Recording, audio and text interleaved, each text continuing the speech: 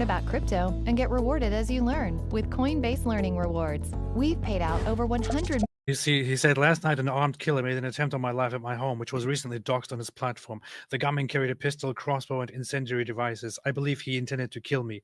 Well, I don't care what you believe. Whoa, he is now dead? They shot him? He was probably a friend, so he is now dead. I'm okay. It was probably his fan. It was probably a grouper.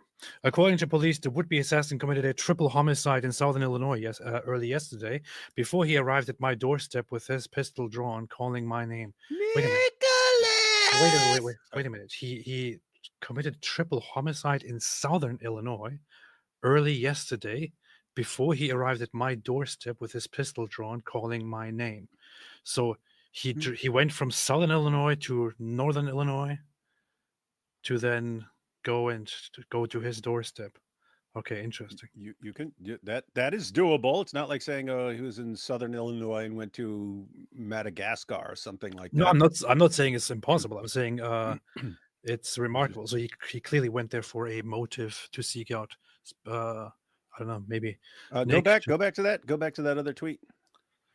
Would-be assassin, triple homicide, southern Illinois, before he arrived at my doorstep with his pistol drawn, calling my name. I'm grateful to God that I'm still alive today. Well, calling my name. Calling my name. Calling my name. Are you done? Tragically, the gunman broke into a neighbor's home to evade police and killed 2 of their dogs. While heartbreaking, it could have been so unimaginably worse. Well, I feel sorry for. Okay, so just to be clear, I have nothing else to go on apart from Nick's tweets here. But when AP told me this guy was killing dogs, I was assuming the guy's like completely insane and went and killed dogs. If you're running from police and you break into someone's house and you don't know they got dogs and the dogs jump on you, then you're killing dogs because dogs are attacking you when you broke into someone's house, not because you're a lunatic trying to kill dogs. Yes. So I feel sad for the neighbors and for their dogs. That is very sad, and I wish those neighbors all the best. That's all I can say about it. He is saying he will have to uproot and relocate. Well, what happened with the dude? So did he like go down guns blazing with police or something like that? Because it sounds like he fled when police showed up, ran into someone's house, dogs jumped on him, he shot the dogs. But I mean, was it like gunfight with the police and then he got killed in the gunfight with the police? Hold up. I'm pulling up information right now. So here is the police report. Here's the police report. Berwyn Police Department, serving with pride. Berwyn, Illinois, on December 18th, 2024, at approximately 11:38 p.m., Berwyn police officers responded to the for a report of male subject with a gun. Responding officers located said Why are you giving his address, man, you sicko? Successfully escaped from police officers, then subjected the subject then forced entry into a residence in the 1800th block of Winona Avenue, where he was fatally shot. This is public record, man. It's not my. Oh, okay. Oh, so it's public record, so there's no problem putting it on YouTube with a bunch of people who are looking up Nick Fuentes stuff right now. Great idea. Proceed. It's not even his address, it's just a block. Oh, okay. Yeah, they can never find him by looking at the house in the video. The police made it public. Now that they know what block it is. That is messed up. You got the police doxing you. Yeah, that's kind of funny. The subject disobeyed the officer's verbal commands to stop and proceeded to shoot at police officers. Ooh, that's a death sentence there. Berwyn police officers returned fire and fatally struck the subject. No officers were injured during this incident. 2 dogs were. Early reports indicate that the offender was wanted for a triple homicide committed in Mahomet. Well, quite a coincidence. Mahomet, Illinois. Hey, do you remember when I told you that? You're like, we're like, you got to stop there and like film yourself beside the sign. I actually did. I actually went there and took photos of that place, Mahomet, Illinois. But I didn't take selfies there. But I actually drove through that place. because I was fascinated with the fact that there is a place in Illinois named Mahomet, which is named after Muhammad. So it's kind of funny. Anyway, early in the day, then I found out it's actually named after a Masonic lodge that is there, which named itself Mahomet after random stuff. Anyway, this incident has been turned over to the Illinois State Police Public Integrity Task Force and is considered an active and ongoing investigation. So they killed him. There is no current threat to security. Okay, so they killed the guy. They killed the shooter. And he's no longer a threat. And Nick Fuentes survived.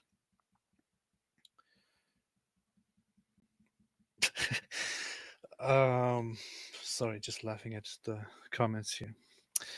Doxing is not a game. This nihilistic lynch mob behavior must end before anyone else is killed. Well, this is very interesting because I hope he keeps up that same attitude when it comes to his own community harassing other people. Absolutely. That's exactly what I was thinking, right? These are the guys, the Jews are in your banks. They're trying to kill the Jews. They all believe that they have to kill you as soon as they get the chance, and they're here to steal your money. And they say all this stuff about this all. And what do you see?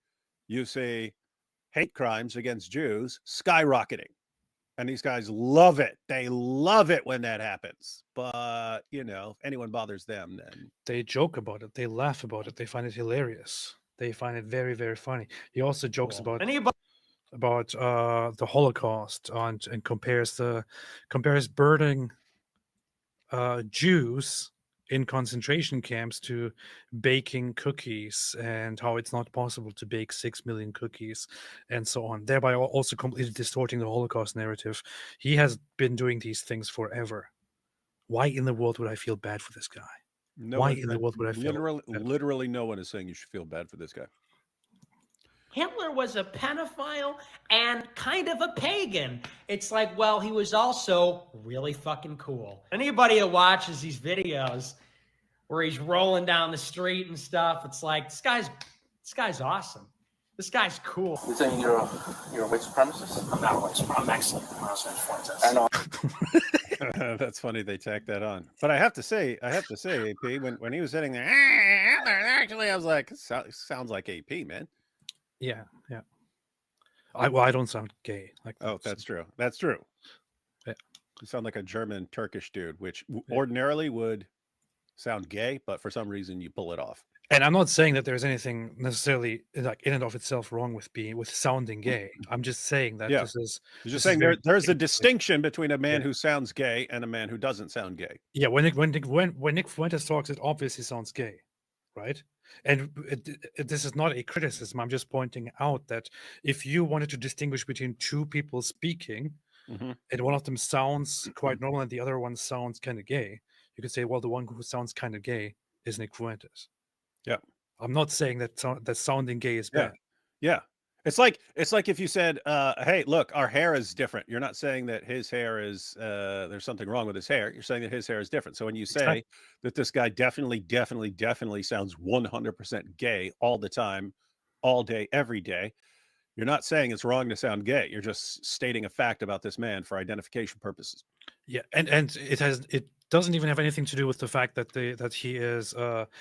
he's disinterested in the bodily appearance of women, that he thinks it's cringe and weak and gay to be to care about a woman's beauty or to spend time with a woman, and he wants to spend more time with men instead. That he hasn't gotten close to a woman yet, and yet has an opinion on marriage and all that kind of stuff. None of this has anything to do with it. I'm just saying he sounds a little bit gay, and this is nothing bad. So scratch the little bit part. You just said sounds a little bit. He definitely 100% sounds gay.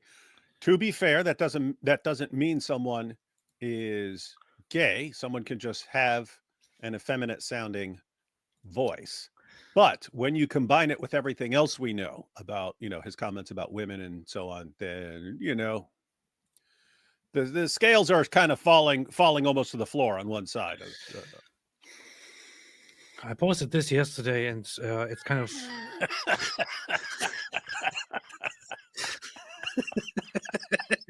No comprende, white, blanco, no comprende, blanco. People thought this was very funny. I don't know why, but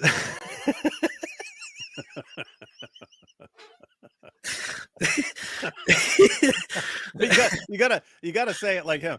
No, senor. Soy Mexicano. Me llamo Fuentes. Didn't I see you at the Blue Oyster Club the other day? so the whole supposed assassination topic aside, I had no idea about this when I was planning this. It also didn't happen when I was planning this live stream. That's not what this is about. I do not endorse going around and trying to shoot people or turning up on their doorsteps, although this guy was probably a fan of Nick Fuentes. That said, I also don't really care about it. What I care more about is the body cam footage, which which was leaked or published, in which we can see Dude. Nick Fuentes being Dude, when you messaged me like, we're gonna check out the body cam footage of Nick Fuentes, I was like, what? Did they release some of that Destiny stuff or what? What's going on? I don't want to be part of this. And then you're like, oh, yeah, it's from him being doxxed. So, oh, okay. So we want to have a look. Yeah. What did it just do? Rape me.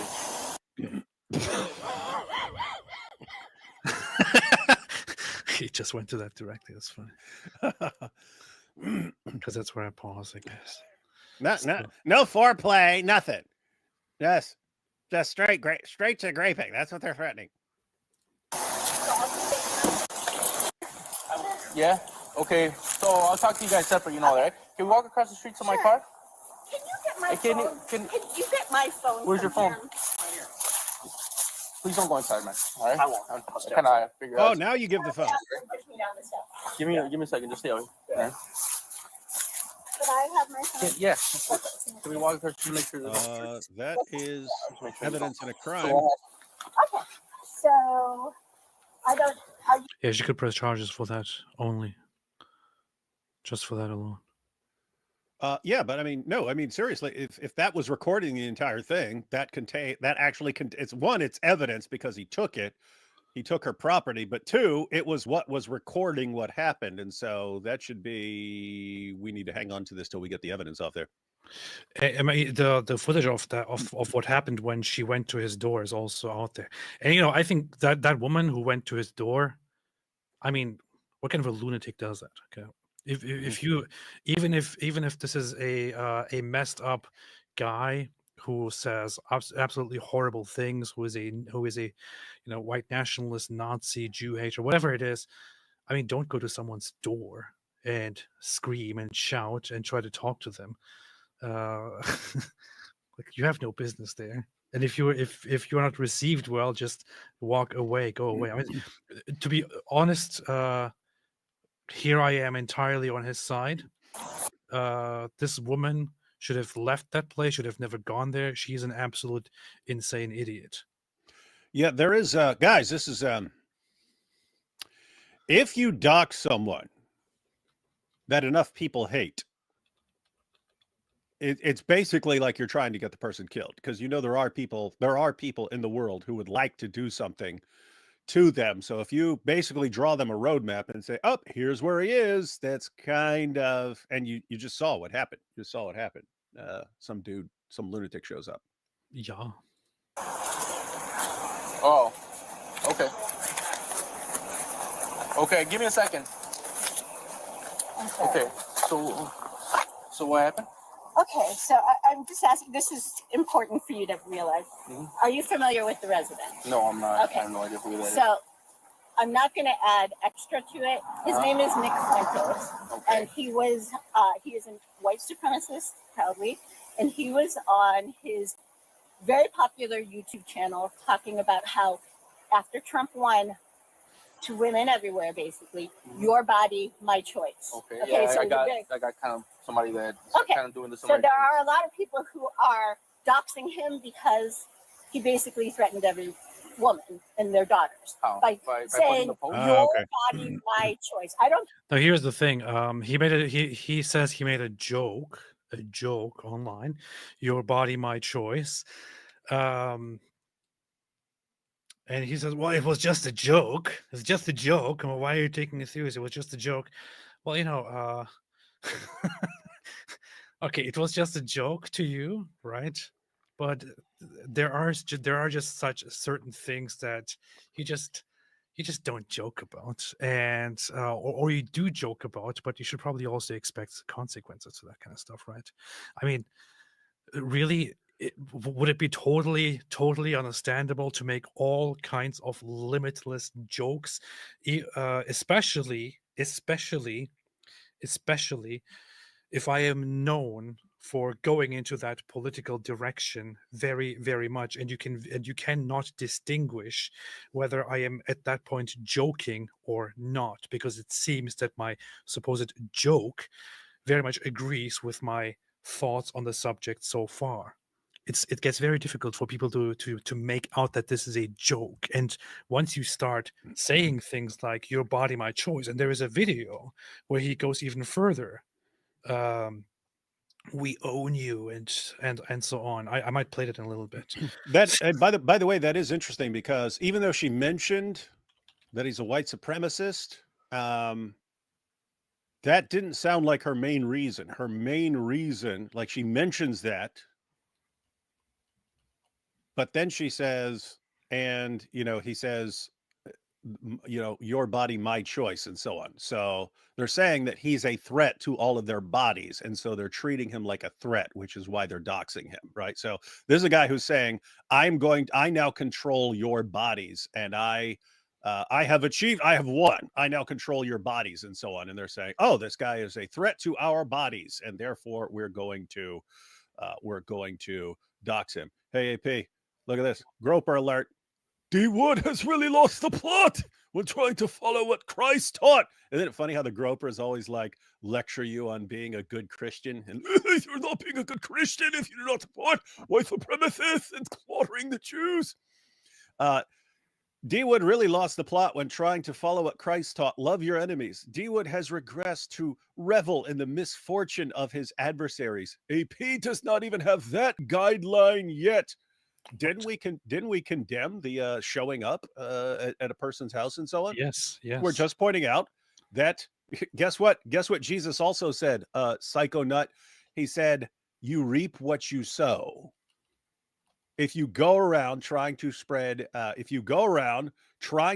up violence against other people, which is what Nick does, he has said, maybe we need to start killing some Jews, or whatever the heck he said that he got in trouble for. You reap what you sow. I'm not saying, oh yeah, show up in his house. We said don't do that. We're saying you should not be a freaking moron and expect that you get to spend your entire life calling for violence and calling for hate against other people. And then, oh, I'm shocked that people are actually really upset about it. And that in this entire world, there's enough people to get upset about it where I actually need to, I don't know what to do. Just send me $13,000 a week. Give it up, man. Give it up. You want to talk about loving your enemies? This doesn't mean approving of a freaking Nazi idiot scumbag and approving of him and saying, oh, you know what? I really like what he does. The best thing that can happen to Nick Fuentes is that he can learn that there are consequences for his actions. And therefore, if you love him, you should want him to learn from this experience. I mean, the Nick Fuentes CEO says women be like my beautiful dark. Hey, change your percent of women have the number fantasies. Percent of women have rape fantasies. The fantasy. He was recently talking about how while men, it's stupid for men to be romantic about women, because while the men try to be romantic, the women think about how much they want to be raped and things like that. And so that's what we need to do to them to make them, not me, wrong gender for me, but the rest of you guys out there, just know that know about the Jews and know what you got to do them and know how to treat women. They all want to be raped.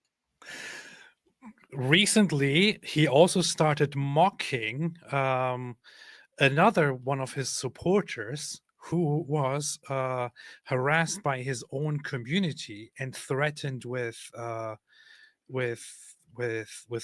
rape of her daughter, of her underage daughter, of her child daughter. she was complaining that the gropers, his fans, are sending her rape threats and things like that, and was saying, why is Nick not doing anything about this? I have been supporting him forever. And he started making fun of her and calling her an attention seeker and all that. Wait, Nick Fuentes was calling someone else an attention seeker? Yes. Let's see. Where's that? So here. So it's about this one woman here, Morgan Ariel, and I have no sympathy for her. She's one of those bimbos who are just who think, oh, I'm cute and sexy, and I'm supporting these neo-Nazis, and I support everything they do, except, oh no, why are they attacking me now? Now I'm the victim. She's not a victim. She's a horrible person as well. So gropers are harassing Morgan Ariel and threatening to rape her underage daughter. And this is how Pearly Things and Nick Fuentes are handling it. You can't convince me that these two are Christians. They constantly show us how satanic they are through their actions. And then the verse: beware of false prophets who come to you in sheep's clothing, but inwardly are ravenous wolves. You will recognize them by their fruits. Matthew 7:15-16. Here, I saw her tweet. I saved it somewhere. So, Nick, I've put my entire reputation on the line supporting you and your movement. I've gotten lied, smeared, slandered, and hated on forever for over the last year by your followers on a daily basis because of it. It continues with screenshots of how his fans, the gropers, are threatening to rape her underage daughter, including in a meme format, including a meme where a figure has forcible sex with a woman, and they replaced the woman's face with her daughter's face or something like that. Pearl calls this Victim Olympics because she is an absolutely disgusting, horrible person. Nick then jumps in and calls it gold medalist. So, gold medalist of playing the victim, apparently. But This I mean, is how they no, treat it when somebody is actually threatened inside their own community with rape and things like that. And then I get it. I get it. I see where you're oh going. no, I'm being attacked. Guys, do you see the hypocrisy? Do you see the hypocrisy? So here's Morgan Ariel. I love the gripers. Gripers are so base. I hate Jews too. Blah blah blah. Whatever. Look at me. Check out my OnlyFans or whatever I got. And then she finds out these guys really don't like women, and they love heaping abuse on women. Who'd have thunk that the followers of the guy, women have rape fantasies, your body, my choice, that the followers of this guy would like abusing women. So she's there, and then she complains about it. Hey, these guys are threatening rape and raping my daughter and all these things. Isn't this messed up?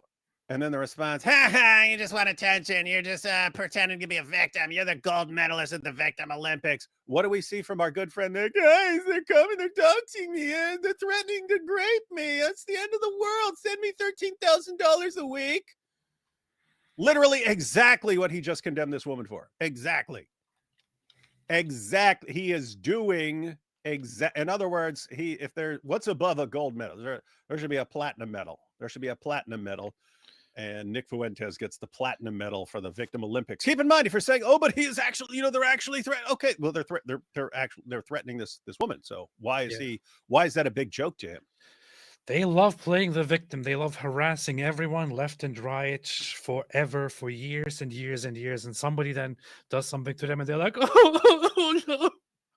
Why are you all so mean? This just shows that we're right about you. You are evil." But AP, here's what's crazy. This is like infighting, right? It's like, I'm on your side. Why are you attacking me? It never crossed your mind that you're dealing with some legitimately evil people here. This is why. But I mean, think about it. All these people are like, we got to worry about the Jews. We got to worry about the Jews. And meanwhile, they're constantly threatening to rape and kill each other. And so it's like, you guys, this is how you treat each other, and you think you're the good guys here, and you're worried about the Jews who want no part of what you're doing. This is why I commented on the thing as well. On the issue when IP brought it up and made the point and said, made the point and said, It's point. they are all horrible people. Morgan Ariel was cool with it all until they attacked her. She's not a victim. I stand by that position. Yeah, She's so- a horrible so person as well. I don't know anything about her, but is she one of the people who, if this were happening to a Jew, to a Jewish woman, she'd have been like, "Oh, it's so great, yeah, guys, pile on." She would be downplaying it. She would be making fun of it. Oh, and so on. victim Olympics. Oh, let me guess, you probably believe in the Holocaust too. Lol, that sort of thing. She's a groper, a supporter of Nick Fuentes. She was fine with everything until it came to her, and then she was like, "Oh." So go, whatever. I don't care. I don't care how he votes. I mean, Well, you can. I mean, it kind of bothered you, right? it doesn't No, matter. because I mean, I opposed know to a lot the of party. Republicans, my favorite aunt is Republican. Yeah. But my point is that is a threatening statement. And there Okay. are a lot of people who are upset about it. Yeah. I came by here Uh-huh. because I live in Berwyn. I Okay. live on the south side. Okay. And I came to do a little video because my friends keep saying, he lives near town. Yeah. So I went outside and did a little video. In front of Ring his in residence? a friend, what's that? In front of his house? Like, Yeah. videotape his house? On the sidewalk. Uh-huh. Yeah. Okay. This woman is just so dumb, man. Like, how do you think this is even justifiable? Yeah, Seriously. she's like, okay, so he posted this annoying thing and he said this annoying thing. So I showed his house with the camera and told everyone where they could find it. Wait, what? Oh, you did what now? So to establish two things, Nick Fuentes is a horrible person, and this woman is an absolute idiot and insane. Skip to Nick Fuento. Nick Fuento. This is gonna No habla, no habla. check your eyes. You could sign a medical refusal, and then you don't have to go with them. But I do want them to check your eyes out. Okay? Give me a second. Hey, wait, has anyone, as far as, so Nick's been charged with something, because I saw something somewhere about him, police report or arrested for battery or something like that. Is the woman in trouble for something? I don't know what the actual laws are. I'm pretty sure that that what she did is not illegal. So she had access to his address and went to the door and rang the bell and waited and was filming it on her phone. All of that does not seem to be illegal. What he did in response is illegal. So As far as doxing, that's more of something that social media platforms, except Twitter, frown upon and say you can't do it as terms of service, but not actually illegal. no, that would be illegal, but I don't think that she actually doxed him. So Oh, okay. So She- doxing someone's illegal? yeah, pretty sure that I don't know. doxing somebody and spreading it in the first place is I'm not entirely sure how it looks legally, but I'm pretty sure that it is based on. You said based. I'm pretho sure that it is based. Clip that soundboard. Nick Fuentes tomorrow. And we've got AP, the apostate prophet, who works for the Jews, and he said that doxing Nick Fuentes is pretty based. You say what I'm up against? We need to up the 13,000 a week to 25,000 a week. Nice round number there. That'd be even 100,000 a month. We'll call it that. That's what I need to survive. I think I'm pretty sure that that in Illinois and in America in general, making somebody's address public with the intention of putting them in or bringing harm to them is against the law. But I'm not even sure if she engaged in that at all. She only got the address and then went to the place. So she herself didn't really do anything wrong, except that she did something really stupid, which you probably shouldn't do.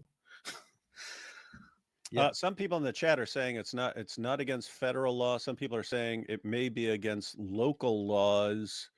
They're saying it's not illegal. That's interesting. Okay, fine. Let's look this up. Doxing. Doxing is illegal in Illinois. Okay. Doxing what is the federal status of this? Is there anything about this? I'm not sure. No, there is nothing that federally deals with it. That seems like something that should be a state's law.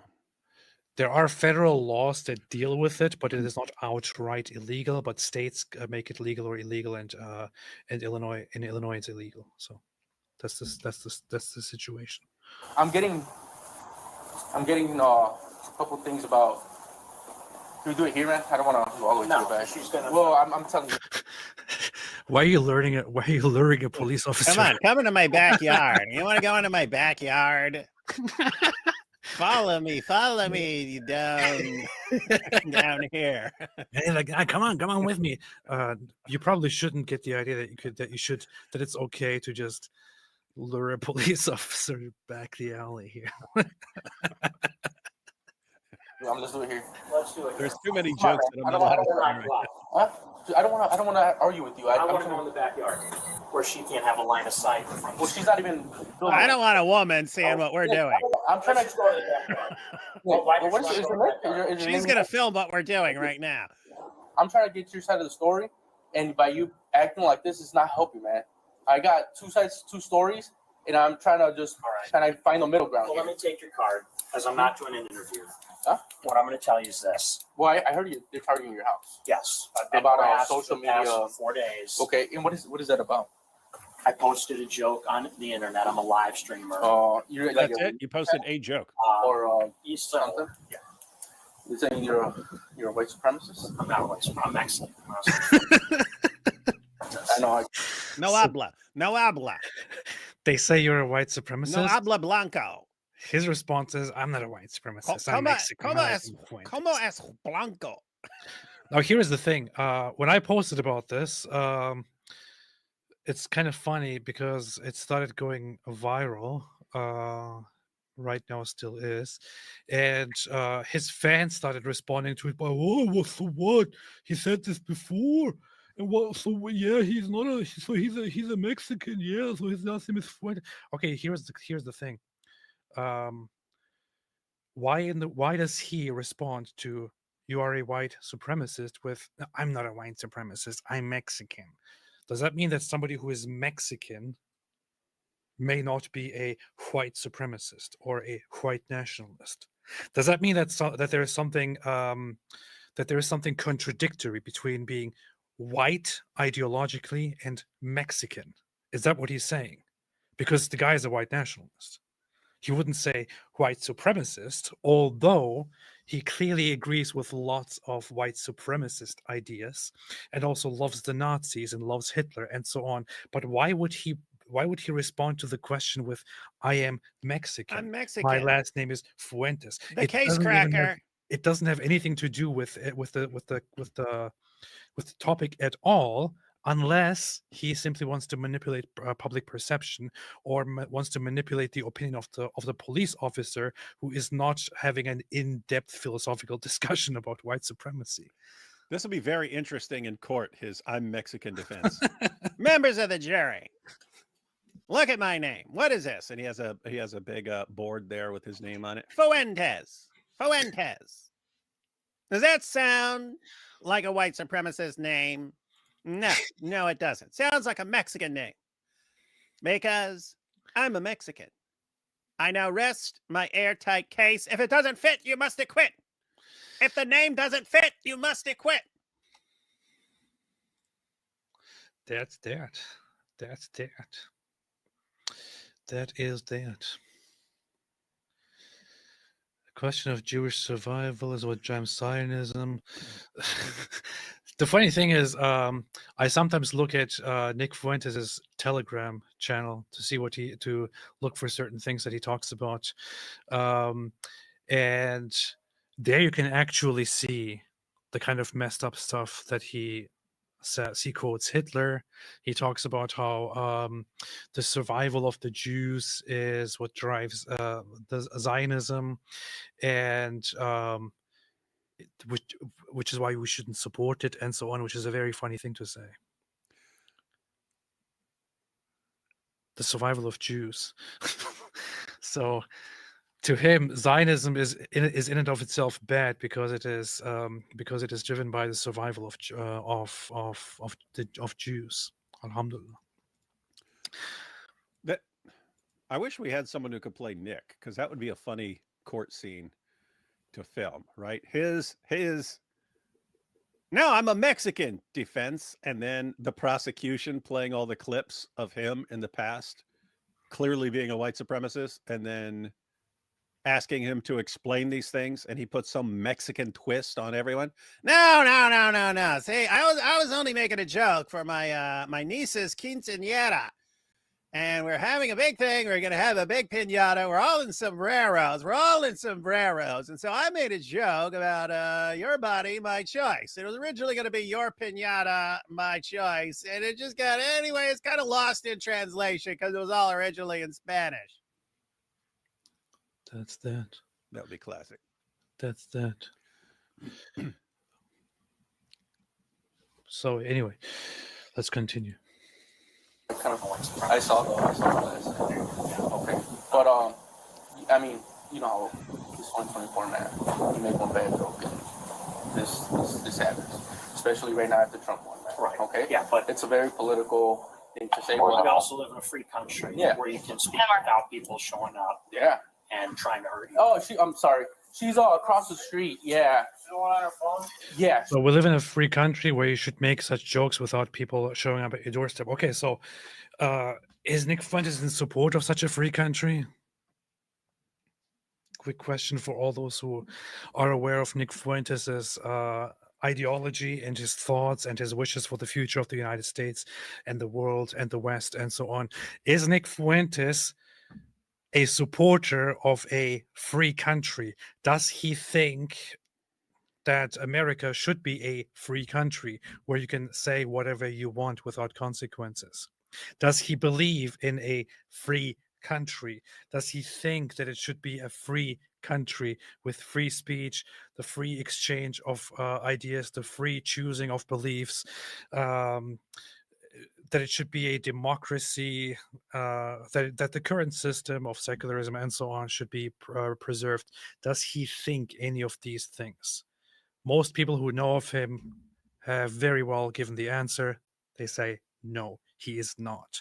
It's kind of funny that people like this always want to talk about, oh yeah, it's a free country. It's a free country. We should be able to say whatever we want without people staring up a doorstep. Well, he is literally a fascist. He is an advocate for fascism. He is an advocate for a white separatist and also extremely distorted Catholic theocracy, in which he wants to persecute all other Christian groups and also especially Jews, and then other religious groups as well. These are his thoughts. Of course, I want to point out one thing, which is that I want to distinguish him from Catholicism. Catholics, most Catholics who ever have heard of Nick Fuentes or his dumb ideas will reject him severely and say this guy has nothing to do with us. He has nothing to do with our religion. He has nothing to do with our ideas and so on. Catholics are not like this guy at all. But he claims to be a Catholic. He wants to ride on the bandwagon of Catholicism, which he distorts, and then wants to rail against other Christians and especially against Jews. And this is his entire thing. He even started attacking Trent Horn because he made a video about condemning the whole anti-Semitic, or the Holocaust denying stuff. He started attacking Trent Horn and calling him and saying that Trent Horn is only rejecting him and condemning him because he's a Jew.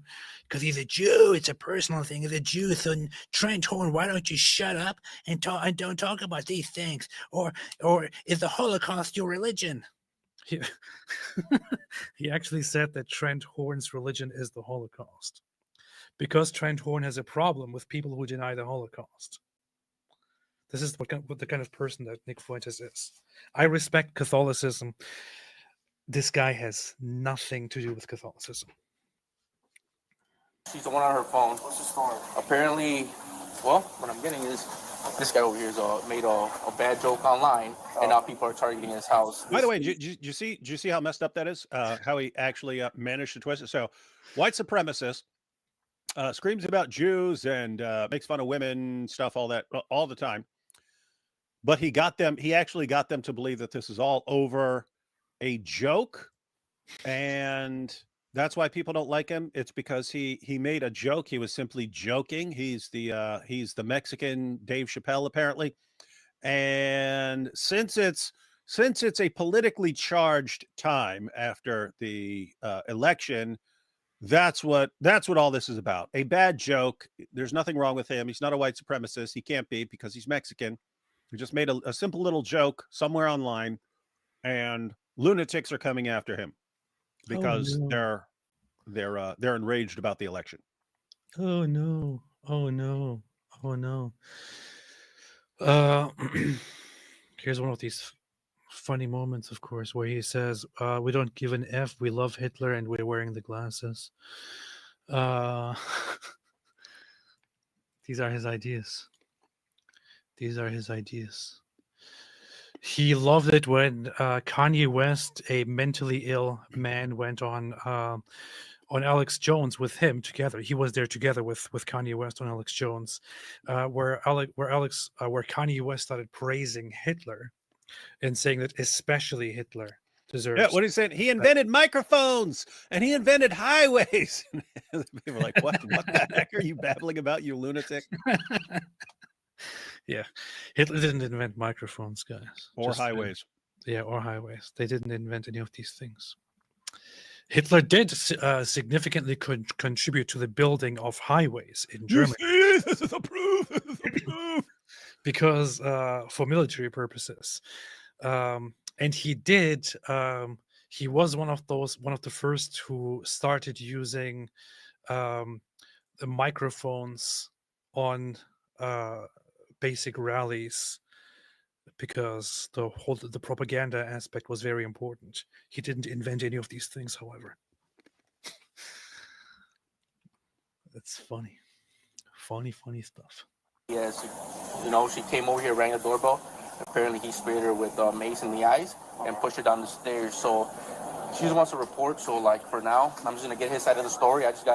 I guess she fell into the concrete. Make sure she's okay. And then her eyes, apparently, she has pepper spray. Huh?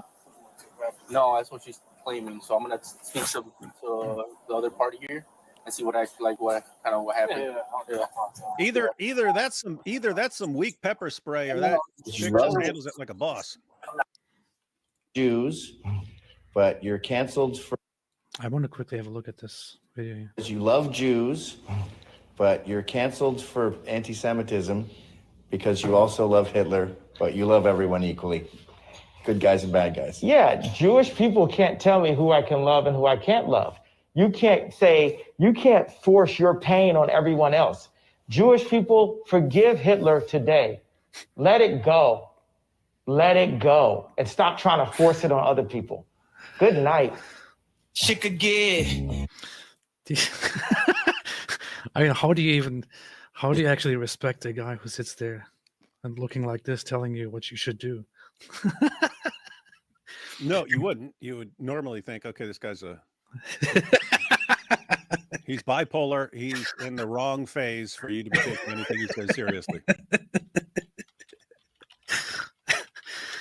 And also, here is the thing.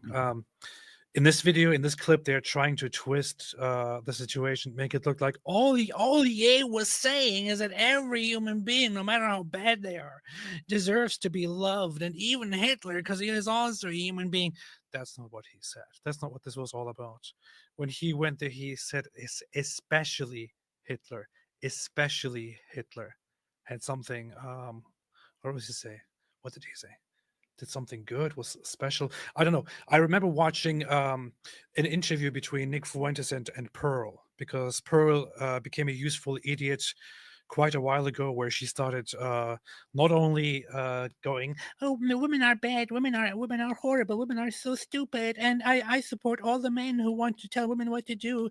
Please tell me what to do." And then she also went for the whole Jew hating and pro-Nazi thing, and invited Nick over, and Nick said to her that it was super awesome that YahWeh took a stance in saying that especially Hitler needs to be respected and supported. He pointed this out. He knows very well, and Kanye know very well, that it was not about just loving everyone equally. It was about specifically and especially respecting Hitler.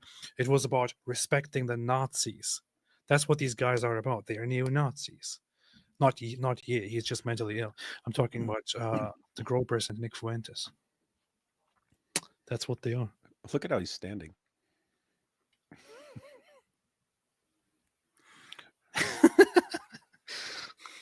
Are you saying he looks gay? I didn't say one word, but you read my mind, sir. You read my mind. Is that just because you hate the globalists, what they're doing, and I get it. Klaus Schwab's grandfather was a Nazi. I mean, there's Nazis above the ADL. Yeah, but Nazis are like kind of cool. Because you like their uniforms. No, these are people. Everyone's a people. I love all people. So you love the Zionists? I love this. I said that earlier in the show. All right. Do you have any comments on Hitler? I have to agree with Who did YahWeh say he hated? YahWeh didn't say he hated anybody. Why isn't anybody listening to? Why is this Who guy? is this guy? What, they got Cat Williams jumps in there? Yeah, I sure didn't hear him say that Zionists are Andre cool. 3000. I know it's some other Groper guy who's probably into kids. Wait a minute. I think this guy is this Ari Alexander or something? Is this that guy? Who is this? Does anybody know who this is? I have no idea who this guy is. Is this him? Anybody know? Anybody know? Anybody know?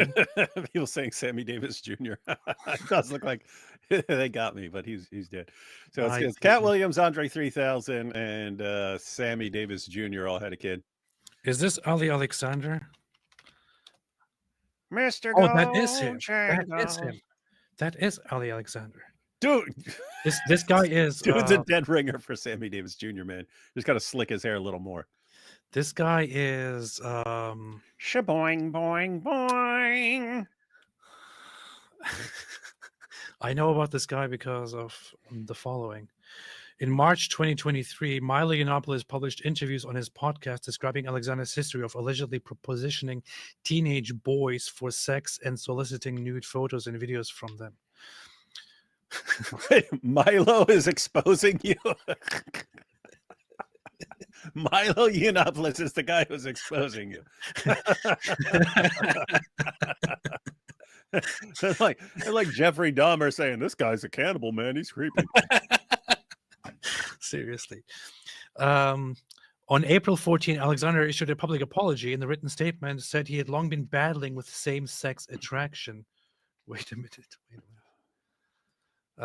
Same-sex attraction, and that he had at times been careless and should have qualified those coming up to him before engaging in what he characterized as flirtatious banter. Nothing unlawful has occurred, he claimed.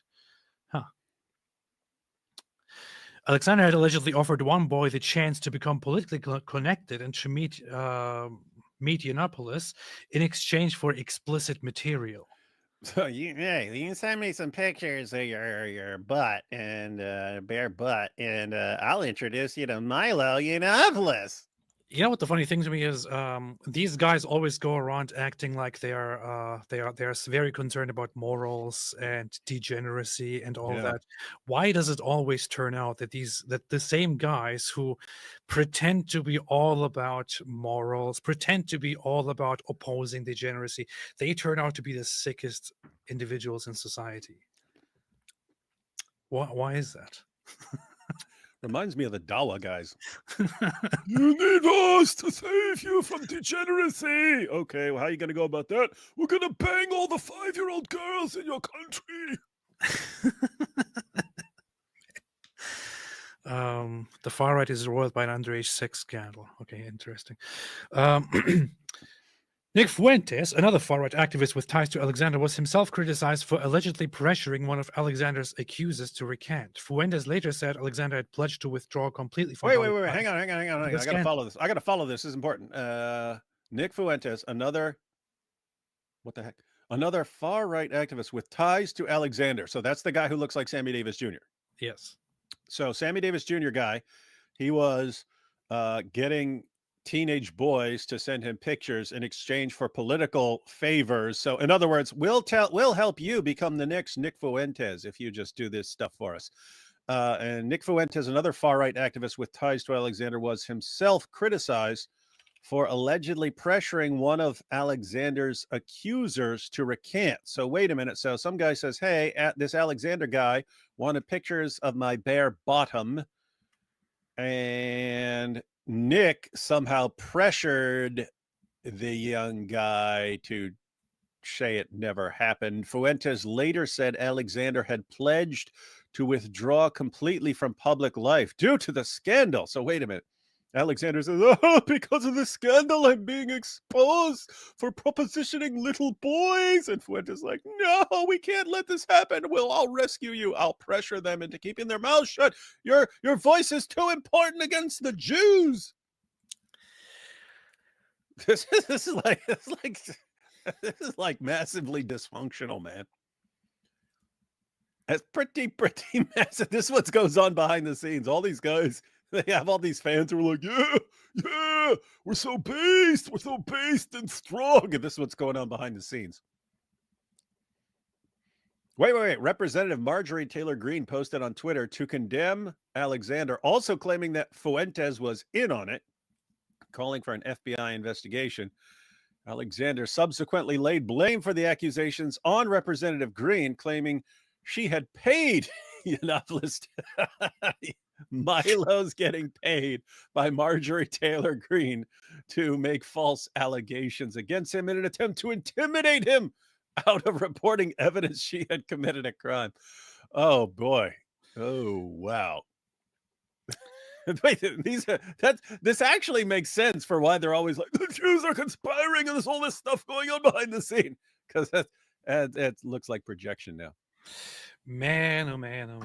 This is of course they have an obsession with the Jews and little boys. Alexander identifies as Catholic, Black, and Arab. As of November, he lived in Texas. Alexander said that he is bisexual and is battling with same-sex attraction. And with minor attraction. Especially if they're a little bit younger, a little bit younger than... Young guys. Young guys. Mr. Bojangles.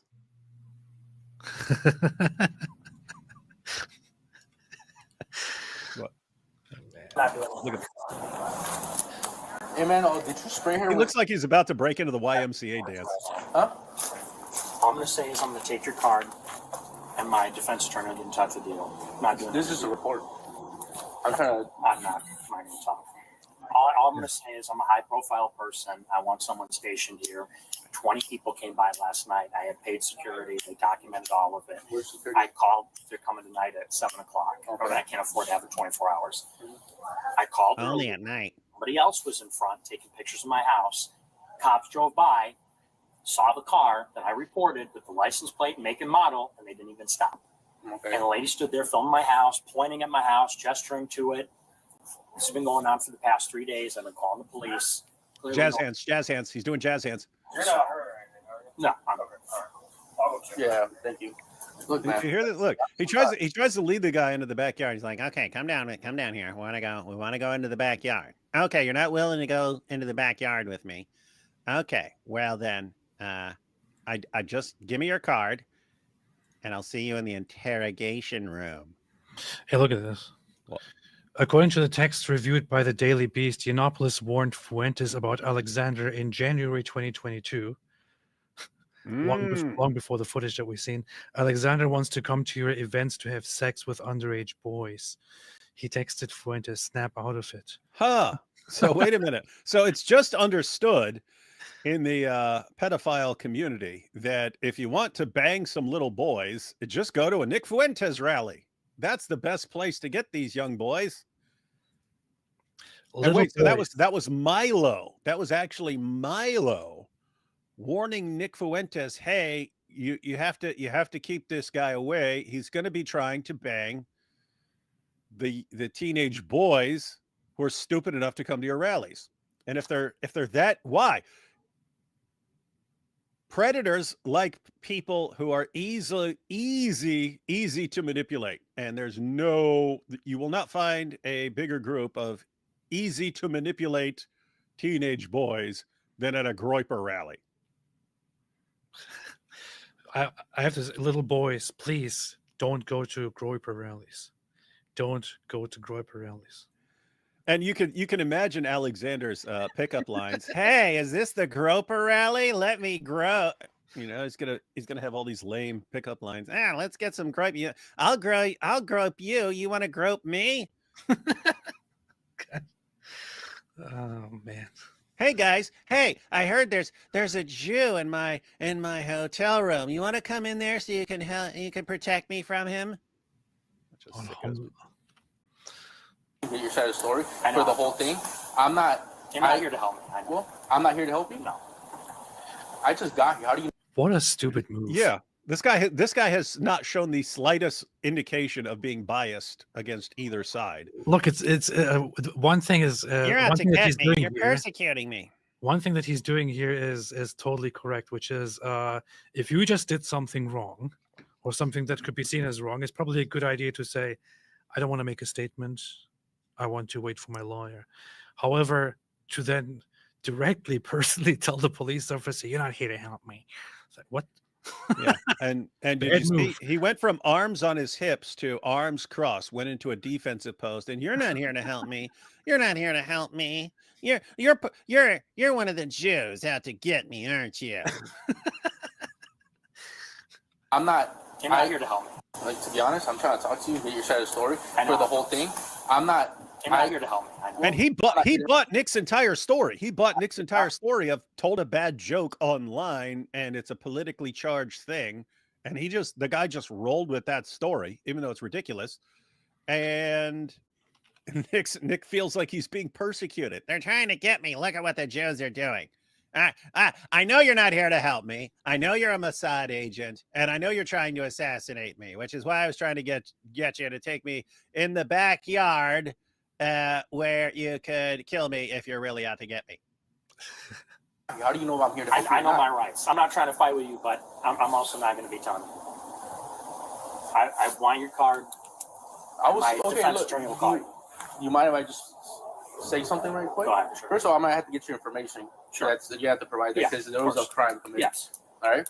So second of all, from what I get, I don't care really. I don't care what you said online. I really don't care whether it was left. This guy seems like a good police officer. Okay. To me, no. Now I would hate if I was living here, whether I made a bad joke intentionally, whether I meant it or not, and somebody was showing up to my house. That's kind of like wrong, right? I'm stuck on one detail. Maybe it's just me, but is it normal to ask a regular police officer for his card? Like, do regular police officers just wear cards with them? I mean, I know that this is what the FBI does, but local police officers?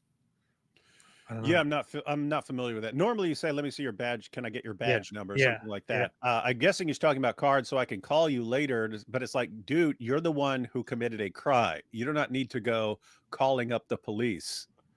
They're going to come get you. They might be nice about it. They might say, hey, come down to the police station at 3:00 on Friday or something like that for us to figure out what's going on. But yeah, what? I don't want to talk about this. I don't want to talk about this. And now that could be smart because lawyers will normally tell you to keep your mouth shut. So that could be it. So, hey, I don't want to talk unless my lawyer's here, but I don't get this asking for a card. Okay. Yes, police officer has cards. Some do, not all. We're not talking about them having cards. We're talking about, hey, give me your card. Like like you're at some, you're at a conference or something. Hey, give me your card so I can email you or something like that. That's what we're confused about. We're saying that's non-standard, right? It's very common to say, "Can I get your badge number?" or something like that. But yeah, give me your card. I don't know. Do we agree on that? I'm actually agreeing with you that people shouldn't show up to your house. But now you don't want to cooperate with me. You don't want to ask. Okay.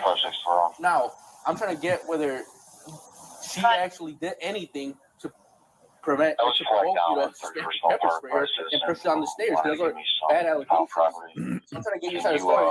If you don't tell me anything, I'm gonna say you're uncooperative and they don't want to answer the question. Here's my side story. Fear for my life. People have been posting my address online for the past 3 days, telling me they're coming to kill me, they're coming to rape me.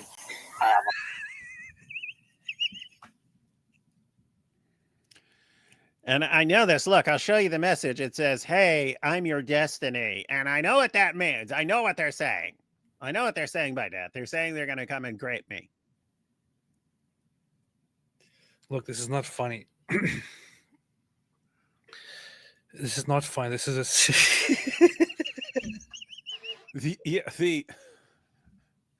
here's the crazy part. You literally had a woman saying, "Nick, your fans are threatening to grape me and my daughter." And he, Victim Olympics, give this chick a gold medal in the Victim Olympics. He thinks it's funny if you're treating a woman that way. So, and dude, combine that. Think about, because guess what? I believe he actually received emails like this. So one, he thinks it's funny if someone is threatening to grape a woman and her daughter. He thinks that's funny. But two, he's saying, "Your body, my choice." In other words, I control your body. Ha, ha, ha, ha, ha. So it makes sense that someone would respond with, "Oh, if you think that you get to control my body, then I will do this to you. I will shove this up your butt." But then he's the king of the Victim Olympics all of a sudden.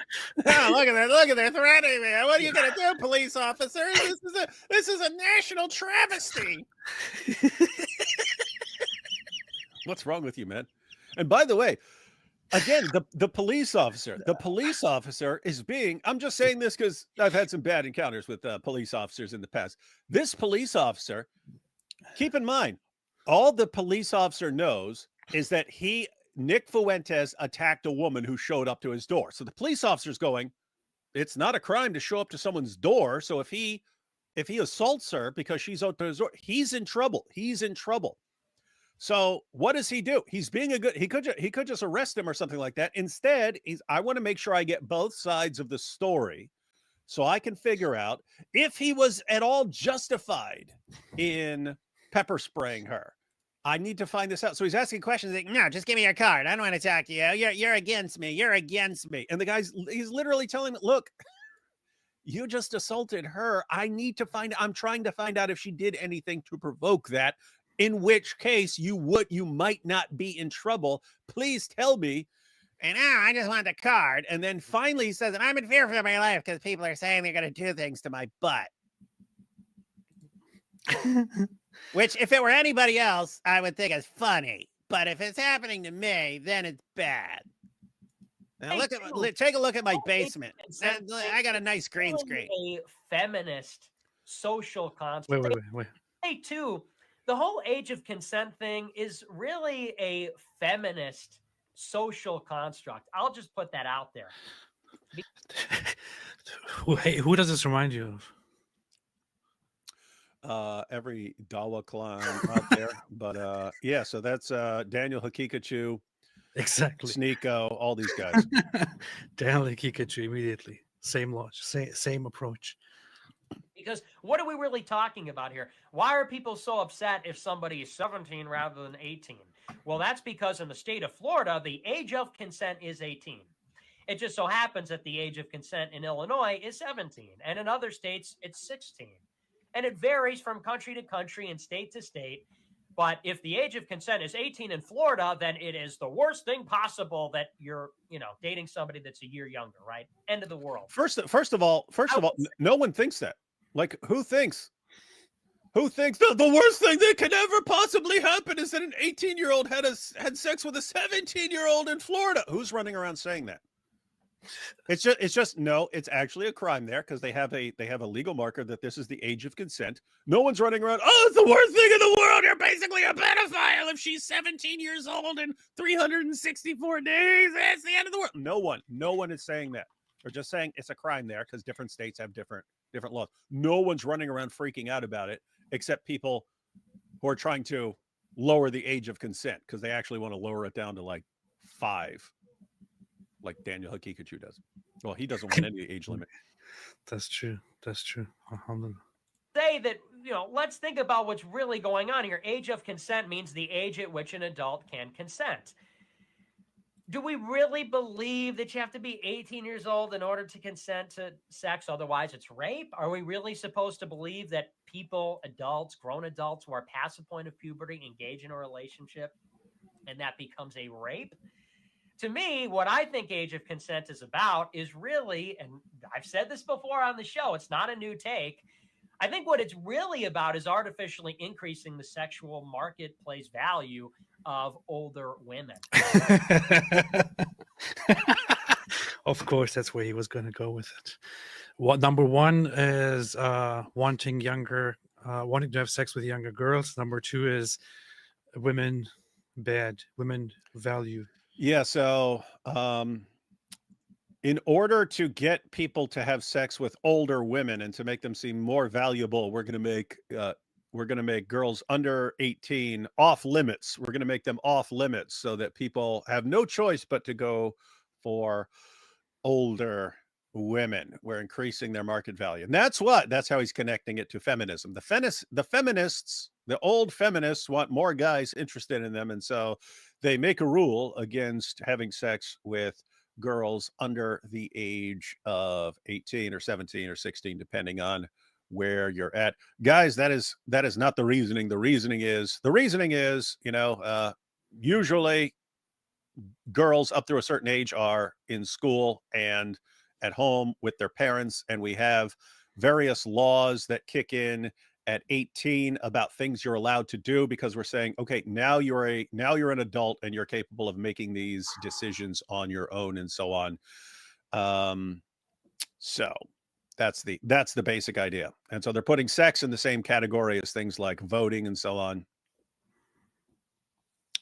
If this is when you're allowed to do certain things, if this is when you can go join the military, if this is when you can vote, if this is when you can do these things, then sex is kind of in the same ballpark of when you have formed, it's basically, the idea is somewhere around the ballpark of when you're finishing school, you've learned a bit, then you're capable of making decisions and so on. My point is not that is airtight reasoning or anything. It's just, it's not a bunch of old women saying, I want guys to focus on me, so let me make sure they can't bang 12-year-olds. Here's an interesting thread that I just want to quickly go through. Recently, there has been some confusion about who Nick Fuentes is. It's time for the authoritative deep dive on Fuentes. This is from 2019. It's already full. Fuentes is a racist. He was at the Charlottesville white supremacy Nazi march. You can call us racist, white supremacists, Nazis, bigots. I don't really want to read all of this right now. Wait, Nick Joseph, that's Nick Fuentes? I guess so. He looked like a child back then. Wait a minute. His name isn't Fuentes, it's Joseph. Or back then, was he going by Joseph to hide his last name? No, it's his middle name. It says Nick J. Fuentes. I think that's what it is. Wait a minute. Why is he going by Nick Joseph as if that's his last name? Was he trying to cover up his Mexican heritage back then? If so, why is he so proud about it when police show up and accuse him of being a white supremacist? We're proud of that. The ruthless transnational elite knows that a tidal wave of white identity is coming. For those who don't understand the lingo here, that means Jews. So you can just read this as Jews. The Jews know that a tidal wave of white identity is coming, and they know that once the word gets out, they will not be able to stop us. The fire rises. That's funny. The fire of white identity. Fuentes believes in racial segregation. It was better for them African Americans too. They had to drink out of a different water fountain. Big effing deal. Oh no, they had to go to different schools. Who cares? Grow up. Interesting. Was worse. It was better for them too. Number one, but number two, who cares? Who cares? You know, enough with the Jim Crow stuff. Who cares?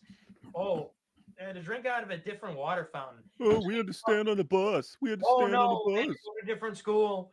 Their water fountain in that famous picture was worse. Who cares? Grow up. Oh, people are coming to your house. Who cares? Yeah. People are coming to your doors. Oh, what? Make fun of people. Yeah, guys. Grow up, man. Guys, think about I mean, this is as serious as anything can get as far as like basic level of consistency. If you can't complain that you have to stand on a bus while a white person sits down, if you can't complain that you have to go to a different water fountain and so on, if you can't complain about that, if a girl can't complain that she's being threatened with rape and her daughter's being threatened, he just mocks anyone who complains about any of this stuff. And then the moment anything happens to him, help, I'm being oppressed, guys. I'm being oppressed. Look, you, even police officer, you're here to oppress me. You're here to oppress me. You're not here to help. You're here to oppress me. OMG. Following his example, we should be doing nothing but mocking. And what will him and all his lame groper fans do? Oh my goodness, I can't believe that you're mocking his pain and suffering. Look at how he treats people. I don't care about his pain and suffering. I do not care about his pain and his suffering. His pain nor his suffering. Drink out of the fucking water fountain. It's water. It's the same. You know, and you know, even if it was bad, who cares? Who cares? It's better. It's better in general. We all agree it was better for them. It's better for us. Here is one of the first things that I saw Working 24 hours about Nick Fuentes when I first started looking into this guy. If I take 1 hour to cook a batch of cookies and Cookie Monster has 15 ovens, working 24 hours a day, every day for 5 years, how long does it take Cookie Monster to make 6 million batches of cookies? Oh. I don't know. That's a good question. Certainly. Oh, no. It doesn't really sound correct to me. Wait a second. It takes 1 hour to cook a batch of cookies, and you have 15 ovens, probably in 4 different kitchens, right? Doing 24 hours a day, every day for 5 years. How Everyone long? know what he's talking about here? 6 million. He's not talking about cookies. 5 years, right? The math doesn't seem to add up there. The math doesn't quite seem to add up there. I don't think you'd result in 6 million, maybe 200 to 300,000 cookies. And I think the Red Cookie Association said something like that, probably 200 to 300,000 cookies baked. He's talking about Jews in the Holocaust being gassed and burned in concentration camps, in extermination camps. He's also, the sickness of all of it aside, I want to get to the whole 6 million number in a minute here, because it's also incredible ignorance here. But he is talking and joking about cookies and cooking them in ovens, as he is talking about Jews being killed in concentration camps, in extermination camps in Nazi Germany, and thereby alluding or implying or indicating that that the number of Jews killed was exaggerated, while also, of course, making fun of those Jews who were actually killed, according to him. But let's continue and let's get to the stupidity of all of this in a second. Probably. And in addition, you know, in this hypothetical, I imagine that if you took aerial photographs over the kitchens, you would need to see certain smokestacks to release the smoke from baking the cookies. And the smokestacks would project certain shadows, but I guess they're not visible in the aerial photographs taken over the kitchens. Moreover, if you look at the soil texture, it's really not deep enough for mass cookie storage underground. And so there's a lot of things, you know, in the cookie kitchen, they say that the ovens are wooden and they have windows on them and they're not totally secure. And the ovens that they use, they actually did sort of an ad hoc use of that particular kind of oven, even though they made a perfectly good design for ovens for a different purpose, for delousing. I mean, you know, for something else. So none of it really adds up. I don't know. It just kind of doesn't really make sense. This crazy cookie analogy. He's just asking questions. You have to be, that's sort of an esoteric story. That's from Cookie Right. You wouldn't understand that if you're just sort of passing through, if you're just a normie. So 6 million cookies, I don't buy it. That's all irony. I'm an irony bro. That's all irony. I love and respect everyone. Everything that the government says is true. See how he went sarcastic at the end? Everything the government says is true. Yeah. So here's the thing. There's also there's aside from all of the sickness here, where he's actually comparing Jews to cookies being cooked, when he's talking about Jews being killed brutally and burned up in ovens in the crematorium, in the Holocaust, in different concentration camps. He is sickly talking about this, joking about it, making fun of it. Of course, we were supposed to feel very bad because somebody went to his door with a gun, probably his fan or something. I don't know. I don't give a damn. I don't care. Why would I feel bad about it? I don't care. Ha ha ha, ha ha ha. But here is the other thing. You can actually see how stupid this community is and how stupid the average community, the popular community of Holocaust deniers is. They're talking about burning 6 million Jews. This is what they're talking about. Let's get that straight here for a second. The narrative, the numbers, the statistics, the narrative about Jews killed in the Holocaust have never, ever been that all of them were burned, all of them were cremated, all of them were killed in concentration camps, all of them were killed in one or multiple concentration camps. Of the 6 million number that we have, which is a rough estimate, it is probably something under 6 million or over 6 million, hard to tell. The 6 million number is not Jews killed in concentration camps alone. In concentration camps alone, the number of Jews killed is around 2.5 million or 2.7 million or something like that, whereas the rest of those killed were killed in different places, in mass shootings, for example. Ever heard of the death squads, the killing squads, the Einsatzkommando, as the or Einsatzgruppen as the Nazis called it? They had specific groups. You can look up something very, very damning as evidence, the YahWeh report, which is one of the most credible or one of the most direct pieces of evidence that squads were going around in the middle of war and with the sole purpose of eradicating Jews and also other minorities. The YahWeh report was a report that was sent by the commander of a death squad, which was known as the EK3, the Einsatzkommando 3, that was in charge of going to Lithuania and Eastern Europe and rounding up and mass shooting Jews primarily, and then also other minorities like Roma, sometimes Jehovah's Witnesses, and if they could identify them, certain communist or other local thinkers that went against the Nazi ideology. But primarily it was about taking out or killing, eradicating the Jews. And they even drew up reports of how many Jews they killed and started putting it on maps, which they drew, of how many Jews are there, how many Jews have been killed, and whether a place is now free from Jews or not. The Nazis had a word for it, Judenfrei, which means free from Jews, Jew-free. Here's Estonia, declared Jew-free. Here is Lithuania, 136,421. This was an estimate of Jews. The YahWeh report, which was sent by a commander of this death squad, which looked like this, was a report of day by day how many people they killed and how many of them were Jews and so on. They killed, according to this report, a total of 137,346. Only one death squad, only one commando. so many people of the overwhelming majority were Jews.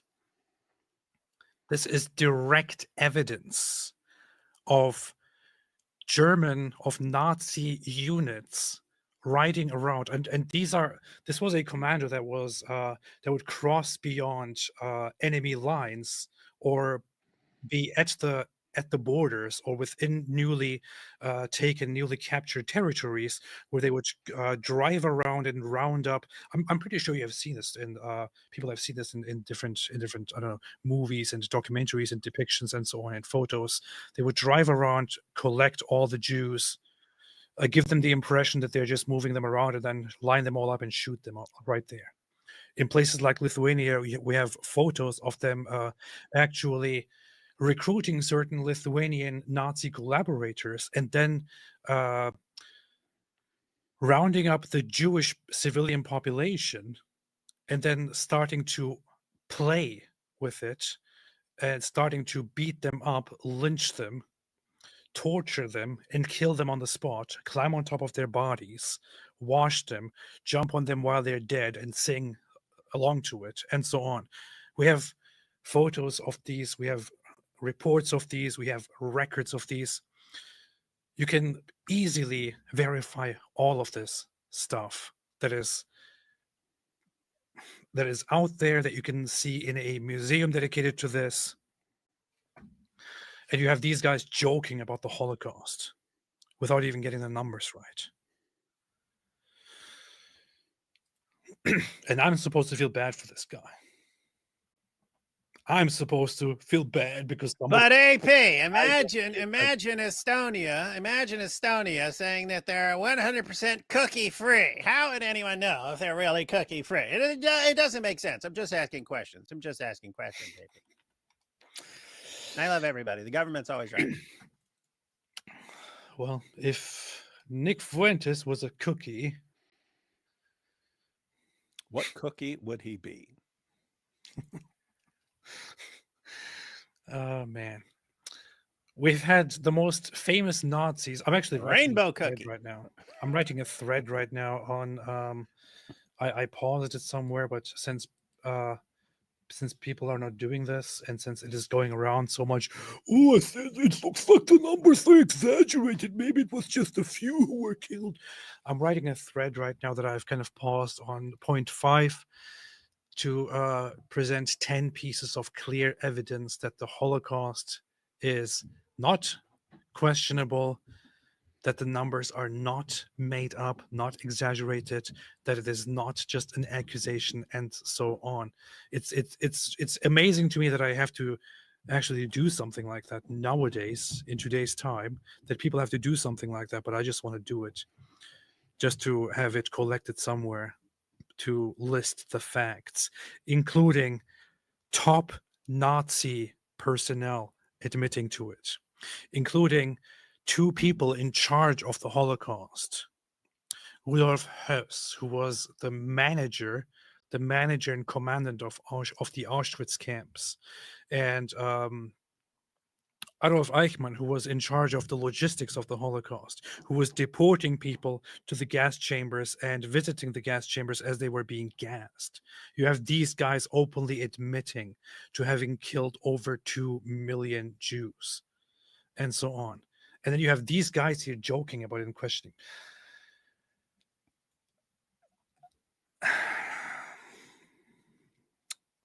I can easily lose my temper when I talk about people like these. I will try not to.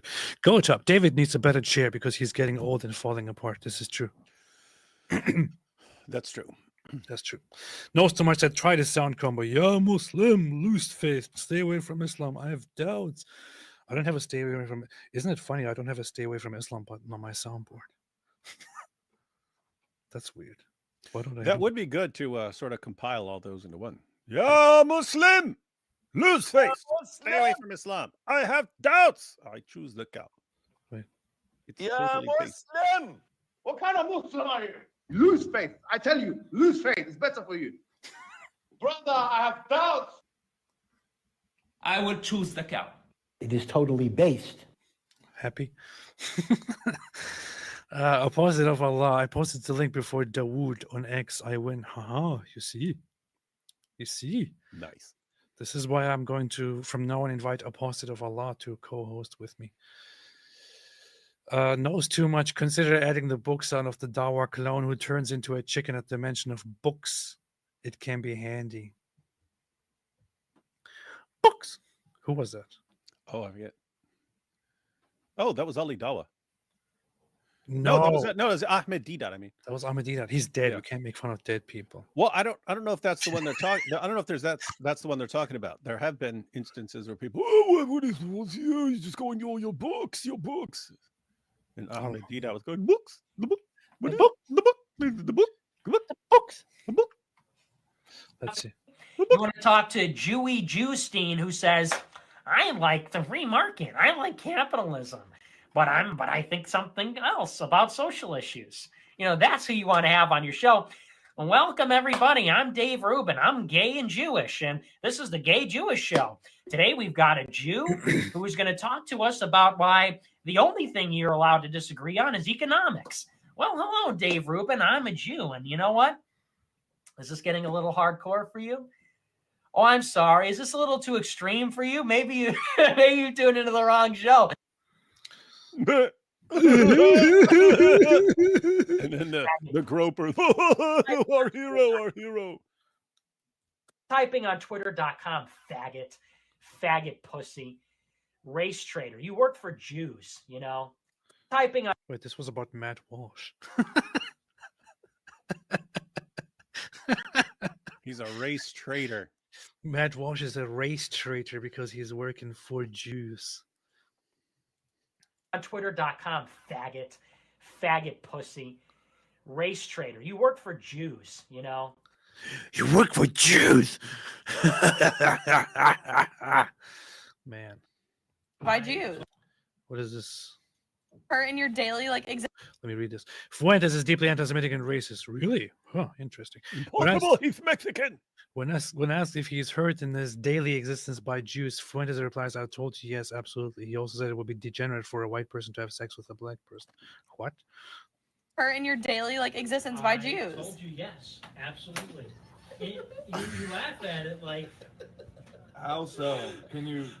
Would you say that me having sex with my dog is the same thing as me having sex with a black man? No. But they would both be degenerate. Oh! All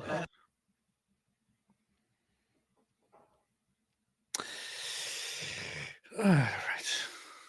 It's funny that she's recording this. But you know what wouldn't be degenerate?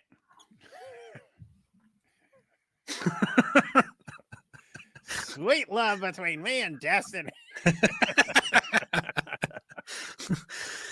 For AP Computer. About degeneracy. Patriotic Z said, for AP Computer, love you guys. Merry Christmas, everyone. Love you, AP. I pray for you to accept Christ. Would love to meet you too if you're in Sacramento.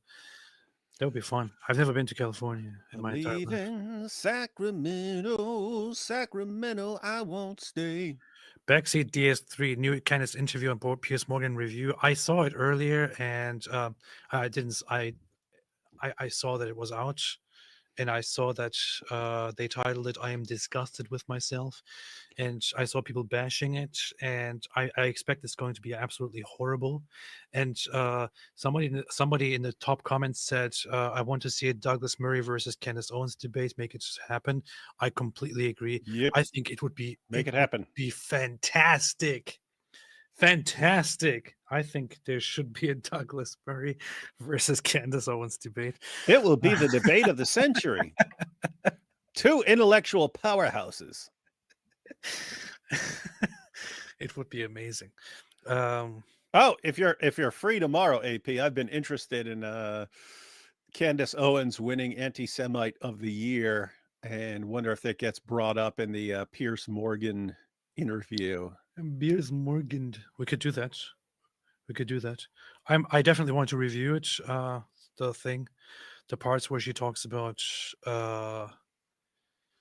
Israel, Jews, Christians, and so on. Of course, she's again doing the whole grifting of Christians over Christians. Already made a thumbnail of Candace Owens receiving an award. Good. Nice. Powerful award. Nice. Nice. Women are like, I will continue my crusade against women in politics. Because it's always like this, and it's so ironic. Women are like, I don't like, when you say, I like it, you have to affect the face. When you say to repeal the 19th Amendment, that offends me. That hurts my feelings. It's like, have you ever stopped and considered that maybe if you get offended, there's such a strong emotional reaction to political opinions you disagree with across the board? Maybe that's one of the reasons why you shouldn't be making political decisions. You ever? That's what I want to say. But what I really said is, Mom, you're an amazing woman. What I really said is, hey, Ma, you're kind of the archetype of what I say women should be. The line is always this: I'm not attacking women. I'm attacking whores. You have no problems, right? I'm attacking whores. I'm attacking sluts, stupid, dirty bitches. My entire life, I have heard people say this, say a phrase in Germany that was meant to be ironic, but that some people actually took as a life philosophy, which was that all women are. Wait, how did that go? Something like all women are whores except my mother, something like that, which was obviously meant to be an ironic statement to mock the way people, the way many people think. Some people take it as life philosophy, however, including this guy, because he's dumb. Hey, it's funny. I heard that when in 9th grade, I was living in Florida with. How do I explain this without going into a bunch of detail? My mom left me down there, and there were these Italian guys who I now looking back, I think they may have been some sort of mafia guys, but they weren't around. And so as long as I kept my eye on the house, I could stay there. Anyway, one of them was going off one day and he goes, "They're all whores. All women are whores." And one of the other guys goes, "Except your mom, David." And I go, I'm like, "Oh, okay." And the guy goes, "Oh, yeah, except his mom, except his mom." But anyway, so apparently that's an Italian thing as well. That's funny. That's funny. That is funny. Anyway, imbecile. The idea of rape is that the rapist is getting the sexual pleasure from it. Well, it's about power. Well, at the end of the day, it's a sexual act for sexual pleasure. So it literally doesn't even make any sense why you would rape somebody in a way that doesn't even it's not even about your dick, right? I mean, do you understand what I'm saying? If you're just finger blasting somebody, like, I don't know if you were just trying to be mean or just downright malicious, maybe like, fuck you. But it's not like it's doing anything for you. Yeah, like you're not even getting. Oh yeah, I don't want to listen to this conversation. It sounds incredibly retarded.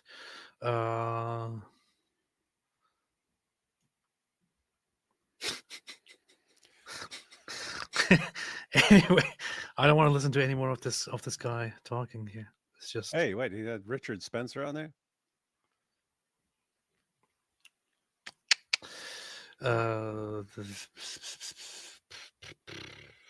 Yeah, for him to disavow white supremacy is very cucked and blue-pilled. Totally wrong. Wait a minute. Nick, I thought Nick disavows white supremacy. Wait a minute. For him to wait a minute. I think that this. Wait a minute. What? This is very weird. The same guy who says to the police officer questioning him, "I'm not a white supremacist, I'm Mexican." Yeah, for him to disavow white supremacy is very cucked and blue-pilled. Totally wrong. And a big mistake. I get, there's a lot of... Hey, somebody should make a clip of this. Somebody should make a clip of him saying, "I'm not a white supremacist, I'm Mexican. My last name is Fuentes." You literally make clips. And then attach this to it. Yeah, for him You could probably go through some more clips and find him celebrating white supremacy and then put them together. Wait, I'm a Mexican.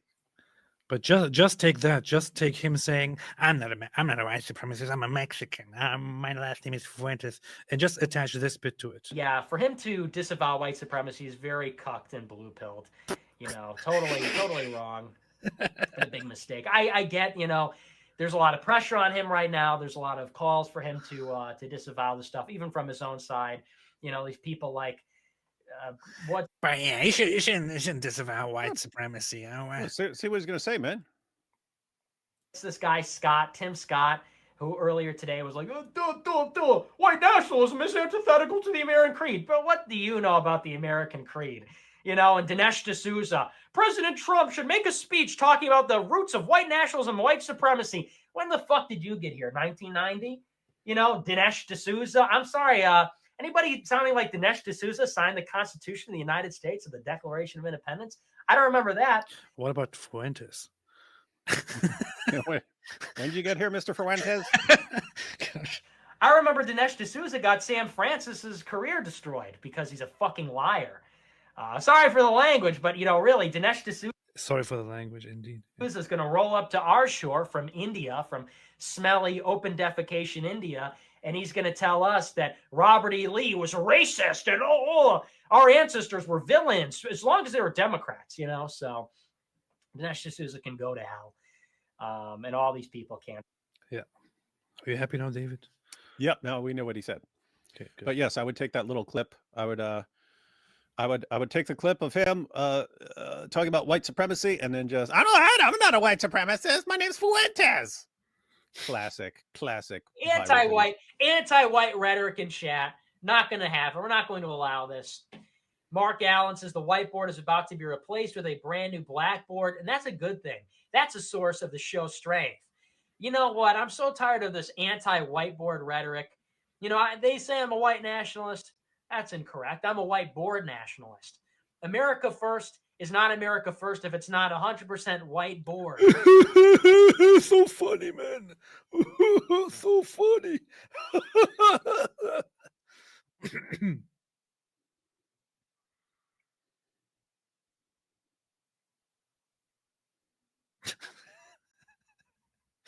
Anyway, I'm sick of this. So sick of this. All screenshots, some pictures showing how long it's going to take to get to my house. And I have people showing up all day. And that's my side of the story. So with her, I haven't slept for a few days. I've got nowhere to go. Wow. Think about this. Hasn't slept. He's getting messages. He's got people at his door. This is truly the victim of all victims. Let's add some. And, you know, while he laughed at everyone else who was treated this way, now it's real because it's him and not someone else. It is real. It is real. Yeah. Did you get that? It is real. I haven't slept for a few days. I've got nowhere to go. That's my side. Okay, with her. I got nowhere to go. I get $13,000 a week, but nowhere to go. Nowhere to go. Nowhere to go. It's impossible for me to go to a hotel or anything else. It's a tiny little country. I'm not safe anywhere. OMG, so sad. So sad, so sad, so sad. It's literally so sad. Like I'm literally so sad. Like right now, like I'm literally so sad. It's like literally so bad. Like literally.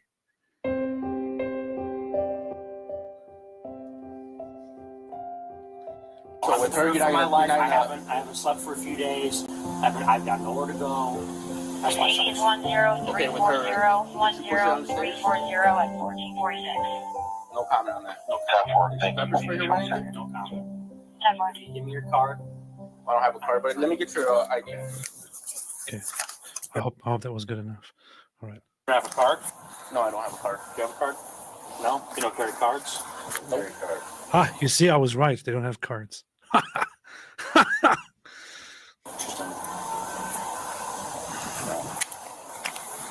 I'll give you my card. Nick Joseph. That's the name. Oh, no, I'm going with my Mexican heritage for this. Nick Fuentes. I'll give you the Fuentes card. Hey, there's my victim card, everyone. I played my victim card.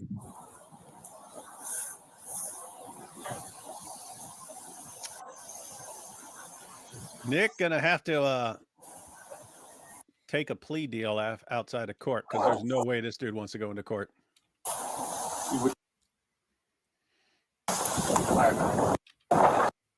The poor guy. Look at this. Oh, poor guy. I know you don't want to talk to me. Yeah, it's no beef. No, It's not I personal. don't take it personal either. I'm gonna go speak to her. So you don't want to talk to me about anything I have here today. No. All right, just stay right here, please, with him. I'm gonna give me like 5 minutes and we'll be done. I'm just gonna talk to you real quick. It's not somebody you know, just a random person. Random person. People come in here all weekend. What did she say?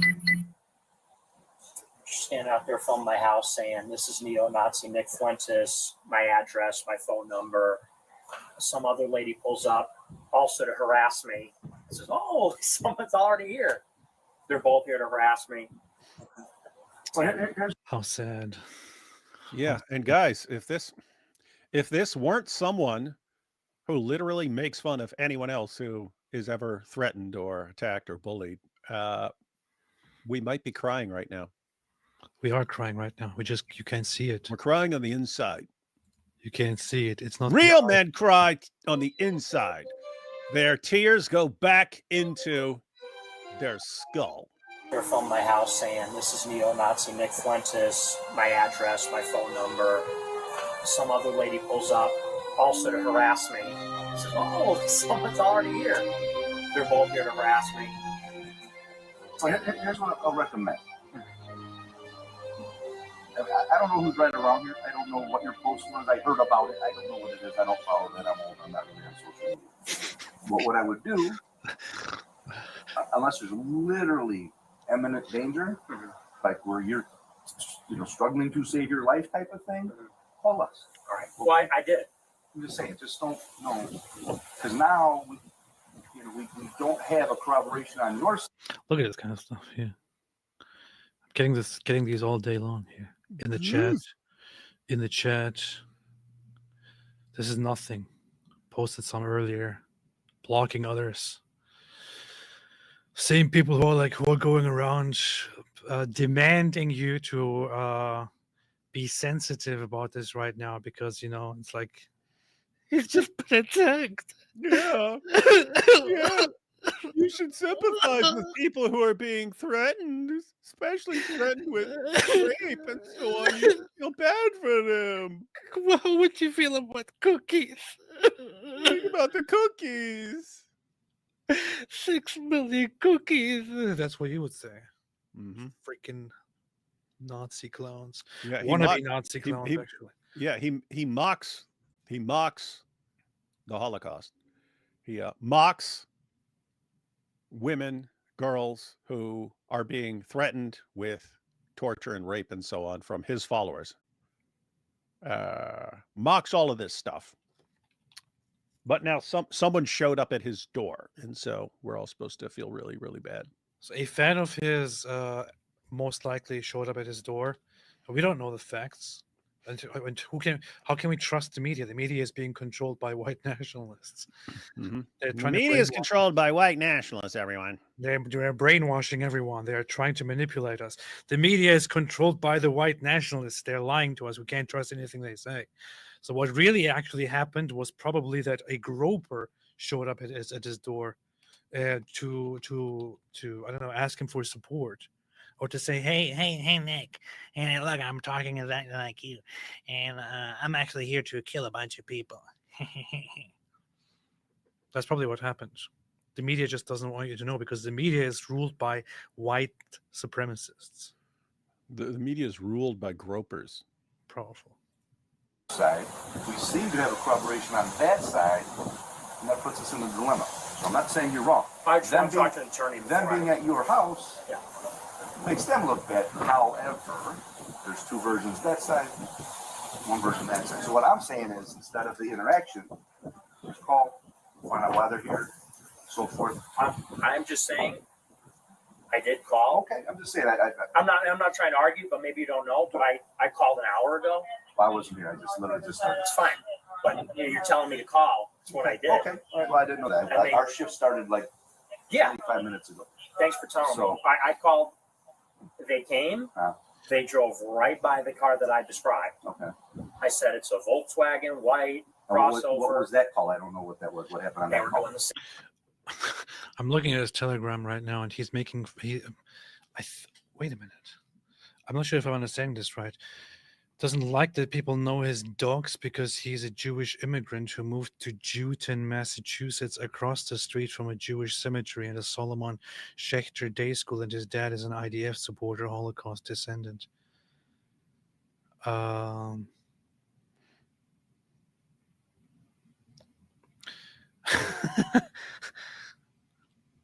As far as I understand it, he's making fun of somebody who complains about being doxxed just several months ago, just like half a year ago or so. I don't know what this is all about here. Actually, can I make this bigger? Let me see. Can I make this bigger? And I'm not talking about how Destiny wants to make it bigger when he meets Nick Fuentes when he meets Destiny. I'm talking about the text here. BAB doesn't like that people know his dogs because he is a Jewish immigrant who moved to Jewton, Massachusetts, across the street from a Jewish cemetery and a Solomon Schechter day school, and his dad is an IDF supporter Holocaust. Bronze Age seething Jew. Will Keith be talking about how he freaking doxed my gay Jewish ass faggot? Here he is, half a year ago, making fun of somebody who had just been doxxed because they are Jewish. Here he is making fun of somebody who was doxxed and who felt they were in danger. Wow, man. Nick, there's a reason for the golden rule. Do unto others as you would have them do unto you. But think about how this would be applied to you. Do unto others as you would have them do unto you. How do you do unto others? You make fun of them when they're threatened with rape. You make fun of them if they complain about being harassed or attacked. You make fun of them for being doxxed. Then all the same things happen to you and you cry like a baby. Like a little baby. little baby. Little baby. Hey, hold up, baby. What? Look. Where is it? Oh, here we go. Another groper. David Wood. I have a lot of. He can't even spell a lot. Hey, little help here. Logos. It's a lot. A lot. A space lot. I had a lot of sympathy with your situation, but you lost all my respect, shilling for Israel. You don't stand up for truth anymore because I disagree with you. One of the biggest problems on the internet is, David, as long as you're saying something I agree with, then you're my hero. But the moment you say something I disagree with because I hate Jews and want them wiped out, then you're evil. You're basically Hitler. I mean, no, wait, he's my hero. You're basically whoever saves Jews. I hate that. Oh no, I lost the respect of a. What's funny, AP, and I see you do this all the time because that's when you play the "get the hell out of here" clip when someone does that. But it's like, guys, when you're a Jew hating when you're a Jew hating piece of garbage and you celebrate the Holocaust and all this stuff and you celebrate this stuff and you want Jews wiped out and then you're like, you guys lost my respect. Do you think we're like, oh no, not his respect? His respect was the only thing that keeps me going in the world. I just wake up and I say, there's no reason to continue except I have this one groper's respect. That's the only reason I want to continue. Oh no, he doesn't respect me anymore because I'm not saying kill all Jews and establish a white nation. Freaking idiots, man. We don't want your respect. You're a loser. Go away. I must say, I feel at times a little bit weird, a little bit disappointed with how many people around the world have so easily bought into the lies about Israel that were spread by the Islamists and the Muslim community primarily. Of course, there are some people who are who are simply Nick Fuentes-like people who are Nazis, who are Jew haters, and that's all they care about, which is why they don't really care about anything at all, except that Israel bad because Israel Jews bad, Israel bad, and so on.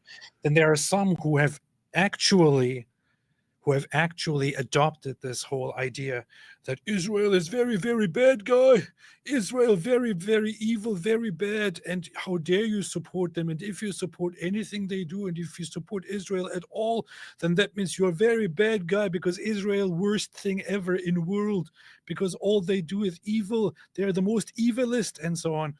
They're not the most evilest.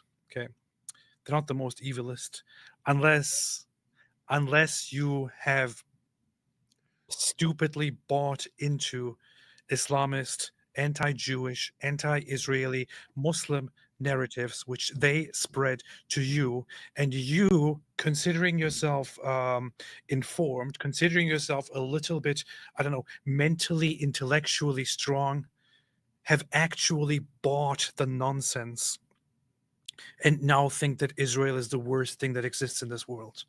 Israel is not the worst thing that exists in this world.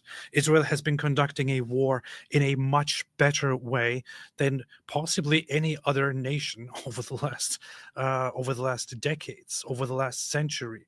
According to, I cite this so often, John Spencer, expert on urban warfare here in America at West Point, he says Israel has conducted a better war in terms of urban warfare than any other nation in the history so far. That they have taken all kinds of measures to prevent casualties, that they have been extremely careful with precise operations and so on. There's always something that goes wrong, but they have done their best. They have gone above and beyond to reduce unnecessary civilian casualties. Nobody says they didn't kill civilians. Of course, civilians die. Civilians die in a war, which is why nobody wants to go to a war. If it was as easy as not killing a single civilian and just taking out the enemy, Israel would have finished this decades ago. War is bad because civilians die, because it destroys societies, because it destroys cities, buildings, lands, which is why it has taken so long for this war to take place. This could have been done and finished decades ago. It is being done now, unfortunately, because the other side just will not agree to make peace with a Jewish state, and Israel is now going hardcore and still being careful and having restraint and being precise and conducting this war in a very good way. And I think, to be honest, that they are being way too kind, way too relaxed. They as said, John Spencer says they go above and beyond and do more than what is expected. I don't think they should be doing more than what is expected. Israel also pays a little bit attention to the fact that the entire world suddenly cares about war when Israel is involved. Nobody cares about it when wars happen in different parts. Nobody cares about endless genocides, endless wars that happen in Africa. Nobody cares about actual genocides conducted by Muslim groups. Nobody cares about genocides in Southeast Asia. People want to call it a genocide as soon as Israel takes action. Look, here you are, stupid, absolute moronic idiot. Gazans are not only Muslims, there are Christians there too. And I'm of the opinion that Hamas and Israel are both there. How many Christians do you think are in Gaza? What percentage do you think the Christian population in Gaza is? Make a guess, Logos. How many Christians are in Gaza? 1 billion! Make a guess. Make a wild guess. 1 billion. How many Christians do you think are in Gaza? I will tell you the total population of the Gaza Strip. It's about 2.1 million. How many of those do you think are Christian? How many Christians are in Gaza? Make a wild guess. What do you think? 10,000? 100,000? Make a wild guess. Come on. Go ahead. Make a wild guess. At least you feel free to cheat. Look it up. Look it up and tell me. Look it up and tell me. Come on. How many Christians are in Gaza? Tell me. I don't see a response so far. It's probably taking too long. I will just tell it to you right now.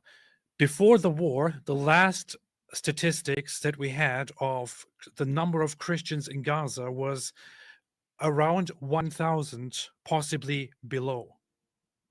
Out of 2.1 million people, only 1,000 or less were Christians. And that's why you care about the conflict? 2%? David. Logos, here. Get the hell out of here! And inform yourself a little bit, okay? Get the hell out of here and inform yourself a little bit. Please. That's the one thing. That's the one thing that's good about putting Nick Fuentes in the title of a live stream is you get the gropers who show up. Oh, what about Israel? What about the Jews? Why can't they just be exterminated like our hero wanted to do? It's not 2%. It's like 0.05% or less.